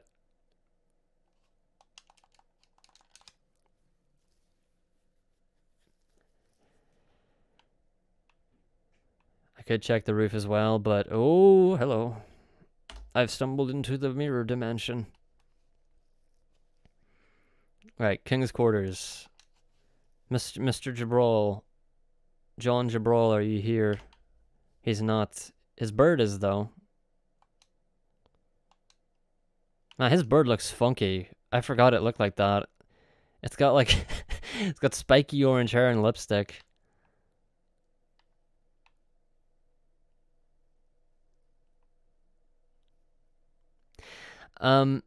So yesterday I did skip the Wagon Defence by going past a trigger, but offline earlier this evening I discovered that you can break out of the Talta village camp, which you very briefly go to after you defeat Dullahan right before the Wagon Defence.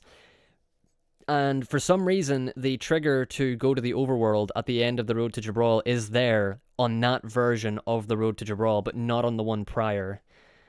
And that's how we got to where we are.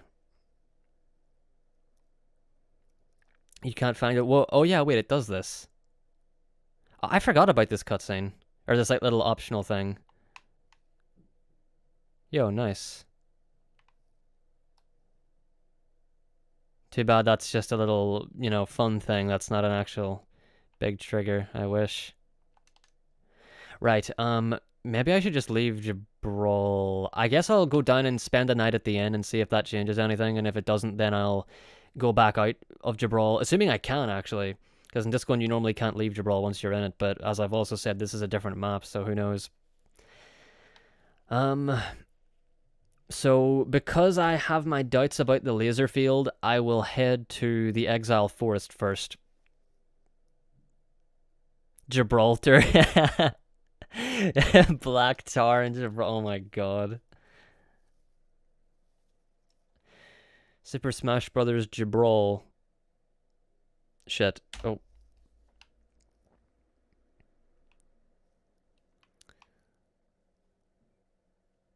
Oh, and you know what? While I'm here, I'll make another save. Oops. No. Don't do anything stupid. Let's put it here. Man, solo shoe. This is something. But yeah, it's very possible now that because Jibral is like this, if there's no way to either make Jibral update to be the correct Jibral, if there's no way to do that, and there's also no way to cause a Disc 2 trigger to happen, then it's likely that this might not even work, even if we could do it on console, which would suck. Oh, there is Eternal. There is, but I was able to use Cheat Engine to save buffer past it, and that's exactly how I got to this point. And because there was a loading zone there to re-enter the road to Jibral, and from there, you know, that's how we're here. That is very unfortunate. I was hoping that that would, like, force me to be at that point in the story where everywhere in Jibral is all, like, you know, purple, and you have to go up the castle and get to the part where you know, get to the Flying Fortress, but I guess not. I think this is the room that they sleep in. I don't know for sure.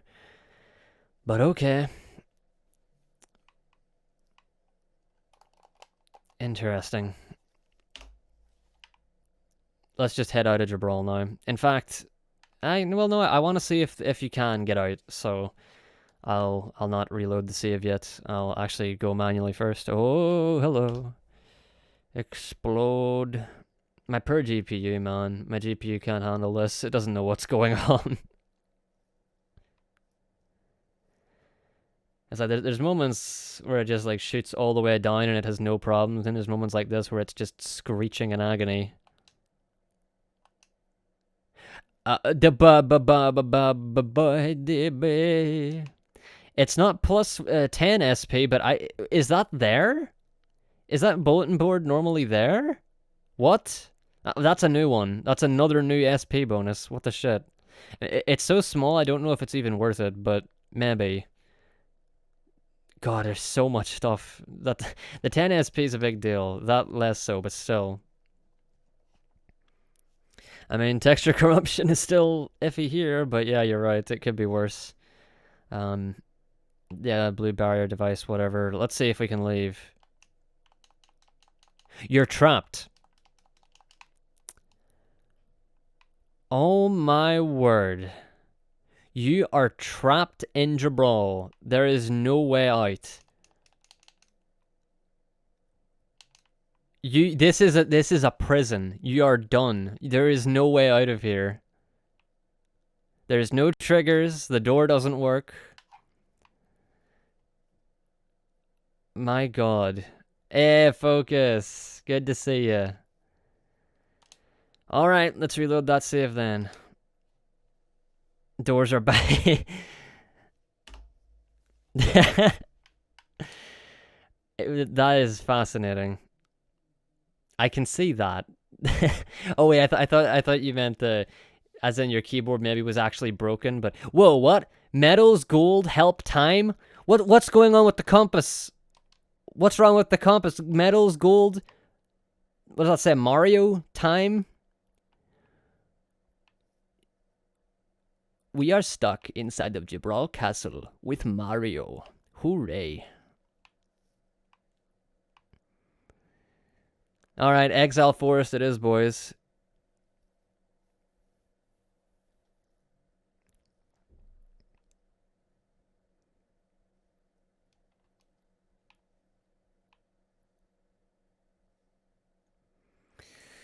Oh my god. Wait, what? I haven't walked down this area manually in so long, I didn't realize that there was like a hill down. Alright, boys. Will this crash? Place your bets. I'm gonna bet yes. It may be only because emulator. There is a chance it would work if I wasn't on emulator. I think this is gonna crash. It has to. Yep. So I still believe that there is a chance that that would trigger a Disk 2 prompt. I believe. I still believe. But the only way to know for sure is if I get this save onto console. Which I currently cannot do. No, I am 100% of the belief that is an unexpected Disk 2 trigger, which emulator is not very good at handling. Now, I could be wrong, and that could be wishful thinking, but I have every reason to believe that is indeed the case. Because every time because other times when emulator crashes, it specifically says, oh, lost communication with the GPU or whatever, or the video device. Whenever this crashes, this is saying that it can't find the data that it needs to load, and that's because that data is not present on this Disk 1 ISO. And emulator, Xenia just doesn't know how to handle that, I guess.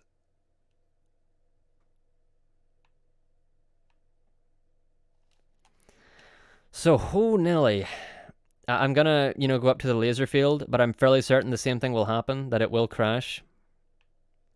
You probably can, Sinnoh, but I don't know how to do it. The tools that I have available to me make it very easy to port a 360 save to Xenia, but doing it vice versa, I have no idea. I've looked into it a little bit and I couldn't find much of anything on the subject.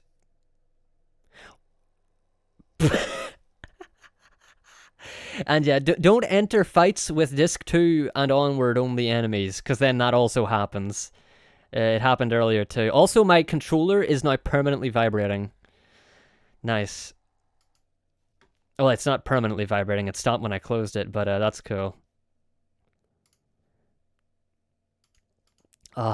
So this is a big deal. This is a real big deal.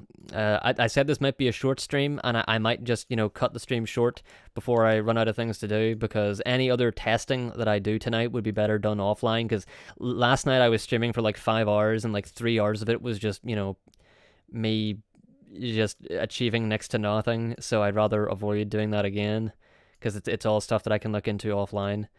But, controller revolts. The key vault from the 360. I don't even know what that is. But yeah, I might get in touch with G Pro. Yeah, let's try to go back up there. But yeah, it seems to be when you enter an area like that, or see, I don't know, because I specifically recall Linnacy saying on the first stream of this that whenever she was younger, like her and her dad both played this game, and her dad was all the way in Disk 3, but she never got past Disk 1. So Disk 1 was almost always in the console, but he was still able to load his Disk 3 saves. He just wasn't able to do anything really specific, like cutscenes, I think. Or maybe it was the other way around. Maybe it was Disk 3 that was in the console, but you're still able to load Disk 1 saves with Disk 3. And I've tried doing that on my 360, and it just keeps prompting me to change discs. I even tried uninstalling the game digitally from my 360, thinking that might be what was causing it. But yeah, this is what I'm about to do now, entering the laser field. On my other save, where I'm already on Disk 2, it still crashes. Once again, probably because this is a Disk 2 ISO. Yeah. So alternatively, I could rip a Disk 2 ISO. Or I could rip my literal Disk 2 and load the Disk 1 save with that. Which does work on emulator because it says, you know, you need disk 1 for this save. Please, will you insert disk 1? And if you say yes, even if the ISO is disk 2, it will still work because the same thing is true here, where I can load a disk 2 or 3 save, and even though the ISO is only disk 1, I can still load the save because it thinks I've put in the other disk when I obviously haven't. Whew. Oh, Nelly. Right.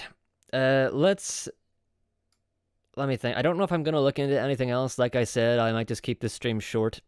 But I'll go back and maybe just mess around. Maybe like just use Shu and go back or do something really stupid. I don't know.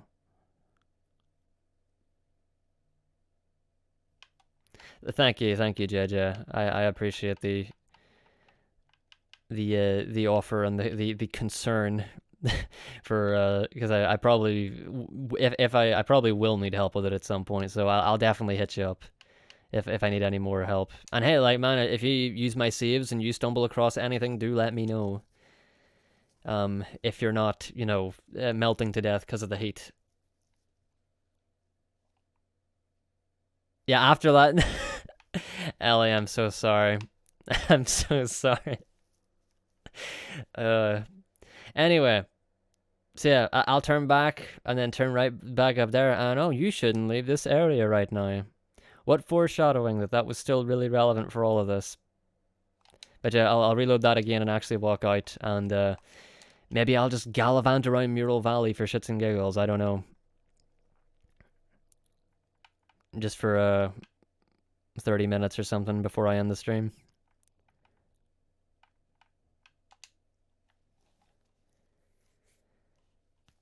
But nah, man, I'm real happy about this because this means it's possible. Technically speaking, if we could just find a way to carry the ability to save in the Talta village camp, we could. Well, I guess there's good news and bad news to it. The bad news is it's not possible to just skip the Wagon Defence. Because if you could do this, it would have to involve forcing a load into Disk 2, skipping the entire rest of Disk 1. And initially, as I've mentioned before, I was really worried about that, because then, oh no, what about Shadoa? We get Shadoa at the end of Disk 1. What on earth do we do about that? But guess what?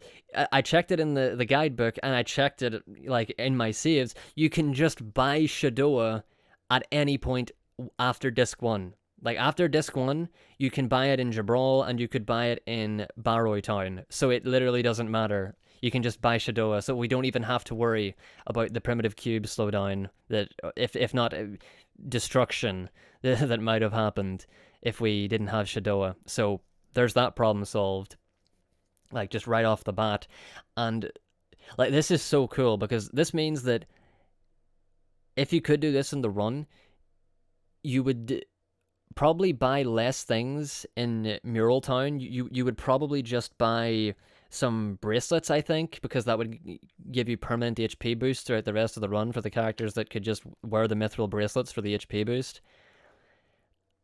And then if you could do this and you could trigger Disk 2, then you could just go. I'd assume you could maybe just go straight to the laser field or something and activate the warp device there, and then you could go back to Jibral, maybe still somehow make Kluk's ring, which would be nice, and then activate the Jibral warp point, and also shop with Toripo, and then warp back to the laser field and continue from there. So you would skip most of the beginning of Disk 2 at the very least, and all of the rest of Disk 1, which would save like 50 minutes. Sweats and empty gold drops. You know, I didn't think about that, Dom, because we won't be able to get any gold drops from the end of Disk 1. But I don't think that's, you know what would be better than that? Like, there's other gold drops that we can pick up in Disk 1. That are like, there's like a gold chest in the Gull Mountains. It can definitely still work, and we won't have to buy anywhere near as much in Mural Town and we can save that money and use that to buy things in like in Barrow Town on the super metal accessories there. I think they only have a necklace and a bracelet, or maybe it's an earring. I forget. But you can definitely buy a necklace there, so maybe we could buy that to help increase our odds against the Blazing Keating. But it's really cool because it's like once you do that, you can just go. You could probably almost immediately go to the black belt grind, so it would happen much sooner in the run. And after that, you would just grind Kellalons. In fact, maybe you would have to grind Kellalons first. Should I go back out there? I don't know. But yeah, maybe you have to grind Kellalons first or something to like make it so that you don't constantly die to the corrosive poo before you can steal anything. I don't know, but it would definitely be faster to do that because the efficiency of grinding Kellalons is infinitely better than the efficiency of going through the story normally. So it would still be faster. You could still completely get rid of the entire experience deficit and still be quite a bit ahead. So the possibilities, man. Hell yeah, dude. The only problem is, once again, is it even possible to begin with? And there's a chance that the answer is just no, that there's no way to carry that save property. But if there was, or even some other way to do it. In fact, cutscene walking. There is a cutscene walk bit of potential in Talta Village, in the Talta Village camp. And after you decide to start the Wagon Defence, there is a brief moment where you are back in the camp, and it immediately warps you out of the camp. And that would be enough of a window to where if you were able to move, you could definitely hit that trigger. So there's actually, I mean, that's a lot more theoretical, I guess. Huh? There you go. That's a lot more theoretical because cutscene walking is only possible in that one instance and nowhere else. But yeah, right now I'm trying to think of, is there a way to have my other friends come back to me? And I actually have an idea. Talta Village, because there's the Mad Eye fight, which is still there. The Mad Eye fight is still accessible until Disc 3, when Talta Village gets all cleaned up. So if I went all the way back to Talta right now, I think you need to have like your buddies in your party to like before you fight Mad Eye, there's like a little bit of dialogue. So I don't know. Oh, there's also whatchamacallit, I'll save here. There's, what do you call it? Whenever you're in that ruined Talta, you can go around and look at everyone's houses and all that stuff. Oh, there's also a small cutscene whenever you re-enter the Ancient Ruins caverns. Oh my goodness. And that also has everybody branch out and then rejoin. So trying to see those without those people in my party will either crash the game, do nothing, or possibly add them back into my party whenever they rejoin. And confirming that that's possible would be really nice. And so that's what I'm doing right now. Because yeah, this is one hell of a situation we're in right now. Like, solo Shu. And I can't warp nor nothing. It's just, I love it. I adore this. So, I guess it's not officially set in stone that an amazing sequence break to skip the rest of Disc 1 is a thing. It's not completely set in stone, not until I can test this exact thing out on console with this save, or one of these saves that's broken out of the camp. But it's very, very likely, which gives us all the reason to want to find it. I'm so happy about this. I am absolutely thrilled. Because, once again, yesterday, whenever the gate didn't have the loading zone, I was just upset. I was like, man, that sucks. Because I never would have thought that that number one, there was even a loading zone to get out of the Talta Village camp. Like, that alone I wasn't expecting. But then, on top of that, for that other version, for that trigger to be active, on the Wagon Defence version of that overworld, or of that like dungeon map, of the Road to Jibral map, which is just once you've defeated Dullahan, you're not even in the Wagon Defence. It's so cool. It's so strange. Oh, dude.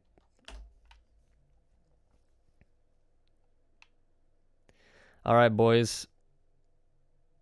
We will go to the cavern first and test it out. But yeah, I've got high hopes, man. I am like 90% sure that on console, if we could do this, it would be a sequence break. I feel rather confident about it. Alright.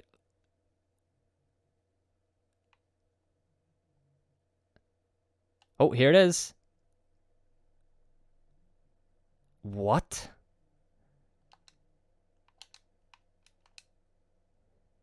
That's not how that normally goes, but okay. Wait. Oh, no, the music is like this whenever you... Yeah, okay, no, this is normal for disc 1. Well, not the textures aren't. And I actually can't fix it. What is that texture? Like a mural on the wall thing? Yeah, the game does not like me being here very much, does it? Yeah, clearing the cache ain't fixing that either. That's weird. Maybe the people that were supposed to talk were just all Shu. Just they all just remained as Shu. Now the game revolts. Okay, let's just go to Talta Village then. Because I know for a fact there's dialogue in here that people that aren't Shu should have.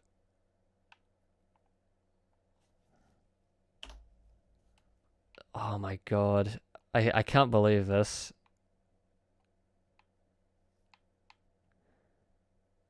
But yeah, I mean, this isn't terribly important because I'd imagine if you were able to skip to disc 2, there'd be other cutscenes and stuff that would automatically, or that would have a chance to automatically put people back into your party. Though, if there's no way to do it, you see, maybe losing Kluk, but no, that would be really bad. That means that we wouldn't be able to do any grinding, and we'd have to get through Patches Town. Because yeah, losing Kluk and losing Kluk and then regaining the 4 others in the prison, that would work. That would totally work. So that would give them back. But we wouldn't have Kluk, and we would still have to get through Patches. And we'd have to get through the end of disc 2 as well, without being able to grind efficiently. Wait a minute. I don't know, because you get Kluk back there, which means that... Oh god, that could be really, really bad. I don't know, like, the cutscenes could do it for all I know. Wait a minute, nobody talked here. Shouldn't Jiro have just talked? Yeah, no, Kluk should have talked, but she's not here. Isn't there a book or a diary for her? I think there is. I think this is it, maybe. No, this happens normally, actually. Huh. There's definitely, like, character back and forth somewhere. For sure.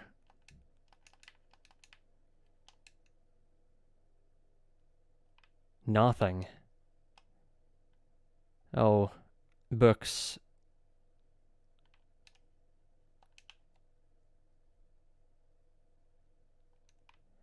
I could have sworn that there is dialogue here, but because I'm only Shu, it's not triggering. Or maybe the triggers for them are gone because I defeated Dullahan. Oh no. Oh no. A story cutscene though. I still... Oh, nice. Wait, what do you do with this? Isn't there like, don't you put this somewhere? Yeah, what is this? Yeah, listening to songs. I think you're supposed to put it into like a little player somewhere. That's like really close by. I don't fully recall. Oh, this is funky. Alright, what about Mad Eye? Oh, fuck.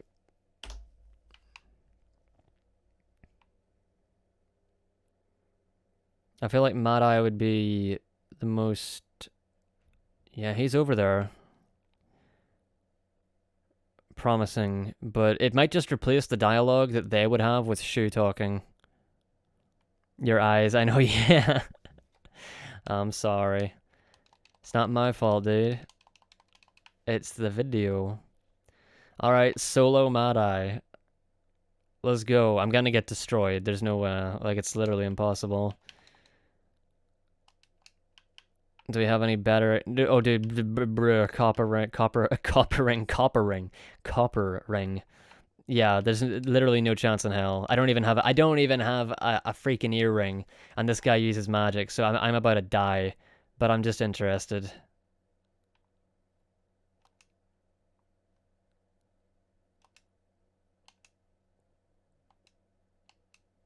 No, is Shu the one who says that, or does it just default to him? I don't know. You guys can't hear eternity. Raging hands, you are blind. I'm so dead. I'm like instantly dead. Oh, is he gonna kill me in one shot? He totally is. I got no earring. I'm dead, and I didn't even get a move. Dead instantly, dude.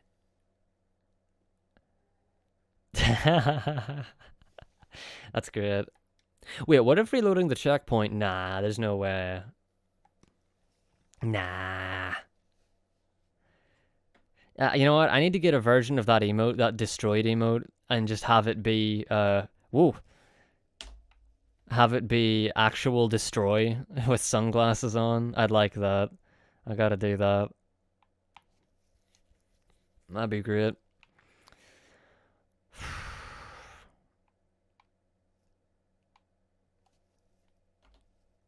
My word. Well, this is certainly cool.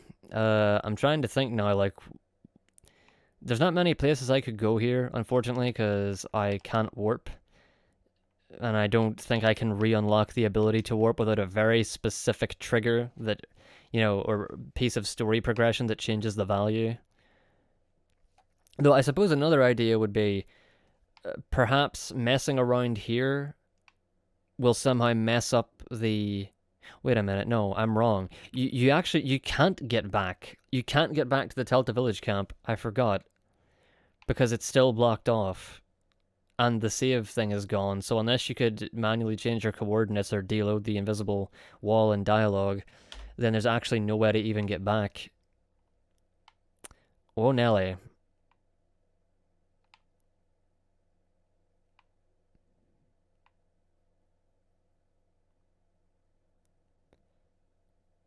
So I could go through the Gull Mountains, though, I mean, I'm bound to have a stun bomb. Actually, I don't think, do I? No, I don't, but I do have the ability to unlock it because I have some assassin hearts. Yeah, I could do that. I get past the lazy bears from, you know, the other side and then go to like Lago Village or something, but there's not really much of a point. I could, you know, I guess I could have... Bruh.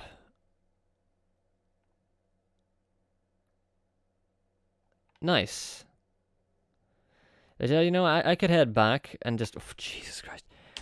And see if anything's different. I could do that. I don't see there being much of a point. But you know what? I've only been going... It's not even been an hour yet. Time... You know, you think time would fly, but no, it's not. It's going very slowly because there's just so much to look at. Well, not anymore. Rather, not so much to look at, there's so much to think about, I guess. This is the better way to put it. Really only one thing. But no, I'm going to keep looking at stuff offline, but I think my primary thing is going to be trying to get this save back onto console. and seeing how it reacts. Because if it reacts with a disc change, as I'm fairly certain it will, then, oh my lord, I am going to scream. I mean, whenever whenever I saw that the trigger was active, like that it took me to the overworld, I just jumped. I just fucking jumped and started freaking out. And I was like, right, I gotta fucking stream right now.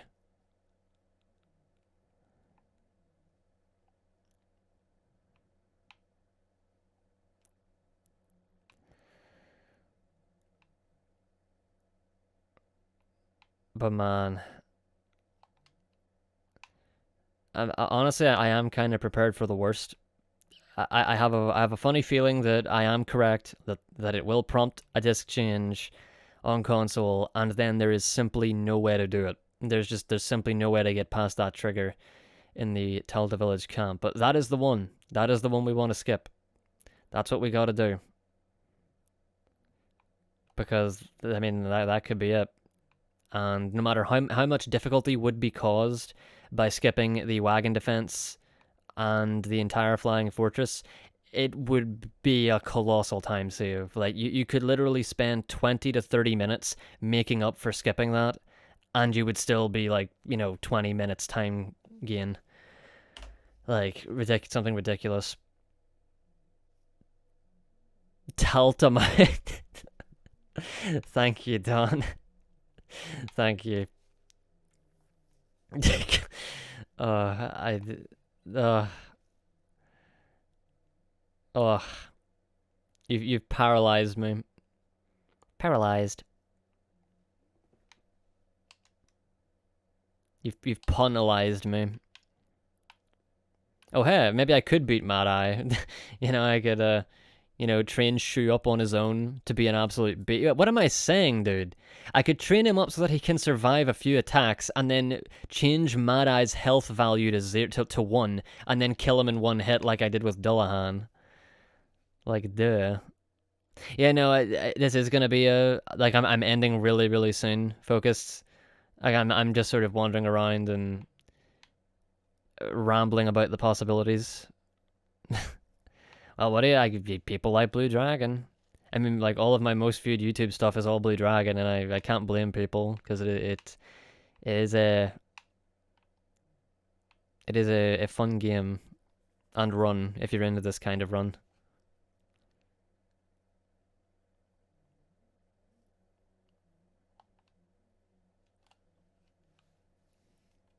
Yeah, dude, Blue Dragon.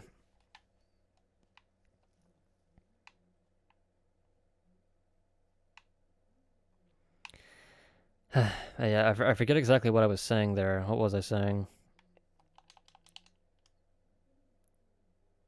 Oh, for fuck's sake. Gets assaulted by what? He gets assaulted by a wall? I mean, we're technically bypassing walls by some definition, I guess. I don't know. I don't know about assaulted. Anyway, we're back, everybody. Oh, the textures, right. No, you're right, you're right.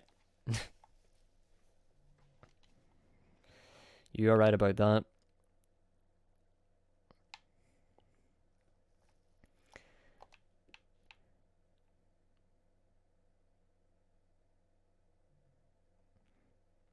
But man, like a huge theoretical sequence break like this is a root maker's paradise, and that is what I am, and that is what I want.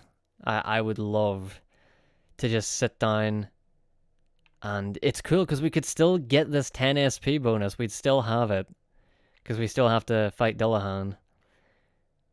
So could you imagine? I mean, I don't know if it's the second overall. I think that there's probably more games that have this problem. But yeah. So it is very interesting that the Talta Village camp exit takes you to here. To, like, right where the coastal road would take you. And wait, what? So none of these people... Okay, no, you look at me. I forget your name. And then... Oh, wait, no, they all look at Shu. They all turn their heads. I didn't even notice. They do all look at him, but I can't talk to any of them. Oh, the second you've run across, yeah. I don't know, Sonic 06 might have had... Actually, no, Sonic 06 didn't have anything this horrible. Why is it all dark? Oh. I can probably fix that. Yep, there was the textures. But if I enter a battle here, the game will go kaput. So why am I going here? There's no reason to go over here. I've already looked at it. There's one treasure chest, and there's no way to get back to Talta because the debris has it, you know, blocked off. And presumably getting into a fight with any of the enemies will just cause a crash because the data is not available for the battle. Or for the, I guess for the, What?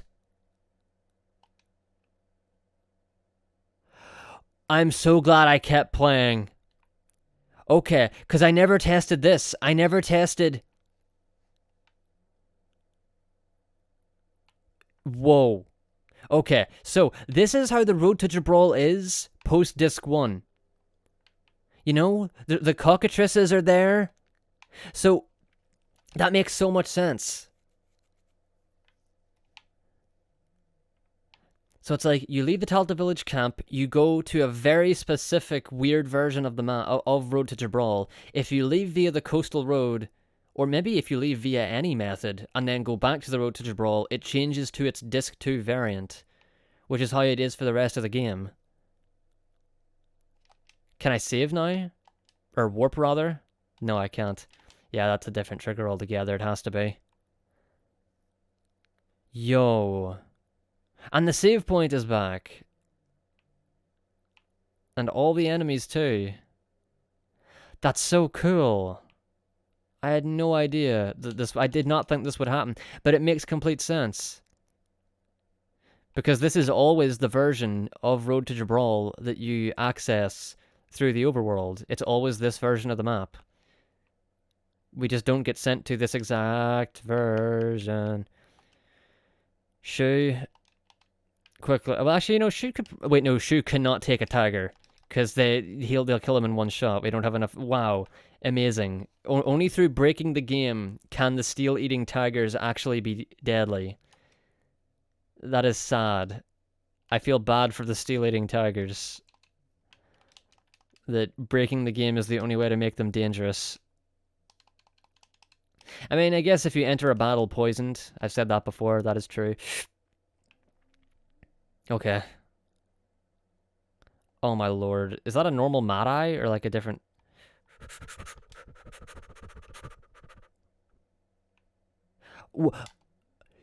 Mad Eye is seriously just a normal fightable enemy? I didn't even know that. I thought it was like a different enemy with the same skin.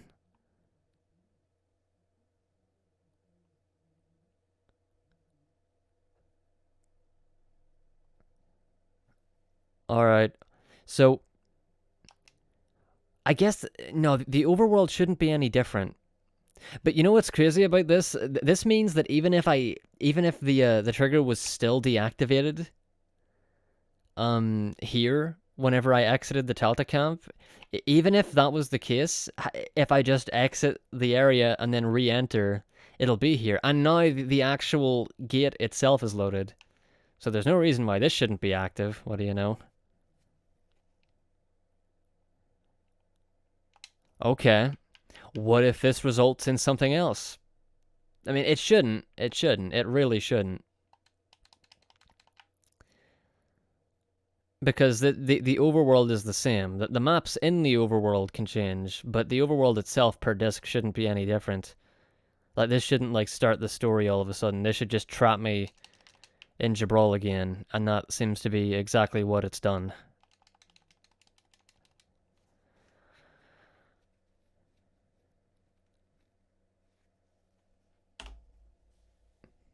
Yeah, but then we're gonna get the big Jibral Castle town. Yeah, that is great. I love it.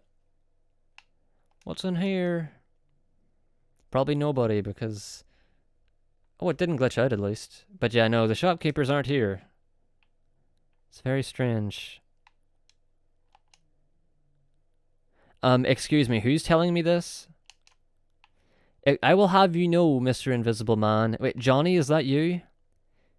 Is the Invisible Man here? Is the Johnny here?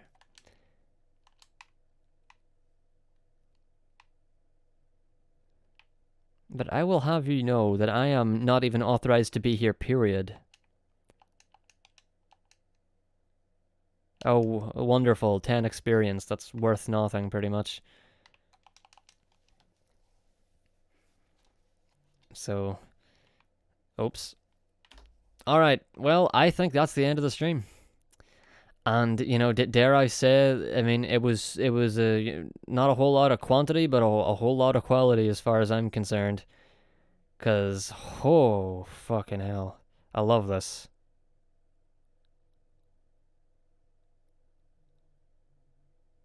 Oh. I mean, yeah, I could bust out '06 again and see if I can't try something there. Because as far as I know, I mean, people have modded '06, so a lot of the things that Xenia could possibly, or that Cheat Engine could possibly do, people might have already, can just do with mods. But I mean, yeah, there's some possible '06 stuff. Guess it's not impossible. Yeah, I mean, who knows? Like, I could find something else and I could be right back up tomorrow night. Also, the Nothing Man isn't here. That sucks. Hmm. But yeah, I mean, who knows? There might still be some weird trigger in Jibral somewhere that fixes it somehow. I sincerely doubt it, but it's super cool. And we have hope. So, yeah, but by tomorrow, I might already have figured out how to put the save on 360, and then we can, test it out full blown and see if there's a way to get party members back. Because I think that'll be the Achilles heel of this theoretical sequence break, is that even if we can switch discs, if we can't get party members back, that will be really, really bad. That would be horrible. Because even though we could grind and do stuff post Patch S Town, we wouldn't have Kluk available. So Kluk wouldn't get any of the benefits of that grinding. And that would be absolutely abysmal. Unless, I mean, Moro might not have a black belt, but he still gets the benefits of the grinding, especially the Kellalong grind. So, it's a bit of a fucky mess. Plus Zola as well. Like, if we get our party put, well, no, if we were able to refresh our party without needing to go to the ancient prison, then presumably because of the point of the story we're in, that would include Zola. So whatever. I could ramble on, but right, we're done. That was really fucking cool. Really fucking cool. And hopefully next time I stream will be testing this on console or maybe other possible sequence break stuff with like maybe from like a different point. Who knows? Who knows? But promising, very very promising. We just need to find a way to break out of the Telta camp, Telta village camp, and we could save like 30 minutes at least and skip the worst part of the game, the Wagon Defence, and the entire end of Disc 1. Could you imagine? The Jesus, that'd probably cause like a category split. I'd imagine like an any percent, either glitchless or no skips or something, or I don't know how you'd put it. But anyway, it doesn't matter. We're good. That is all. And yeah, all being well, you will see me again streaming very soon. Because that means something has been found or I can do shit. So, might be tomorrow night. Who fucking knows? We'll see. But yeah, I'll see you then. It's been good. So, until then, here is to skipping the rest of Disc 1, because holy fuck, I'm excited at that possibility. Alright, I'll see you then. Bye bye.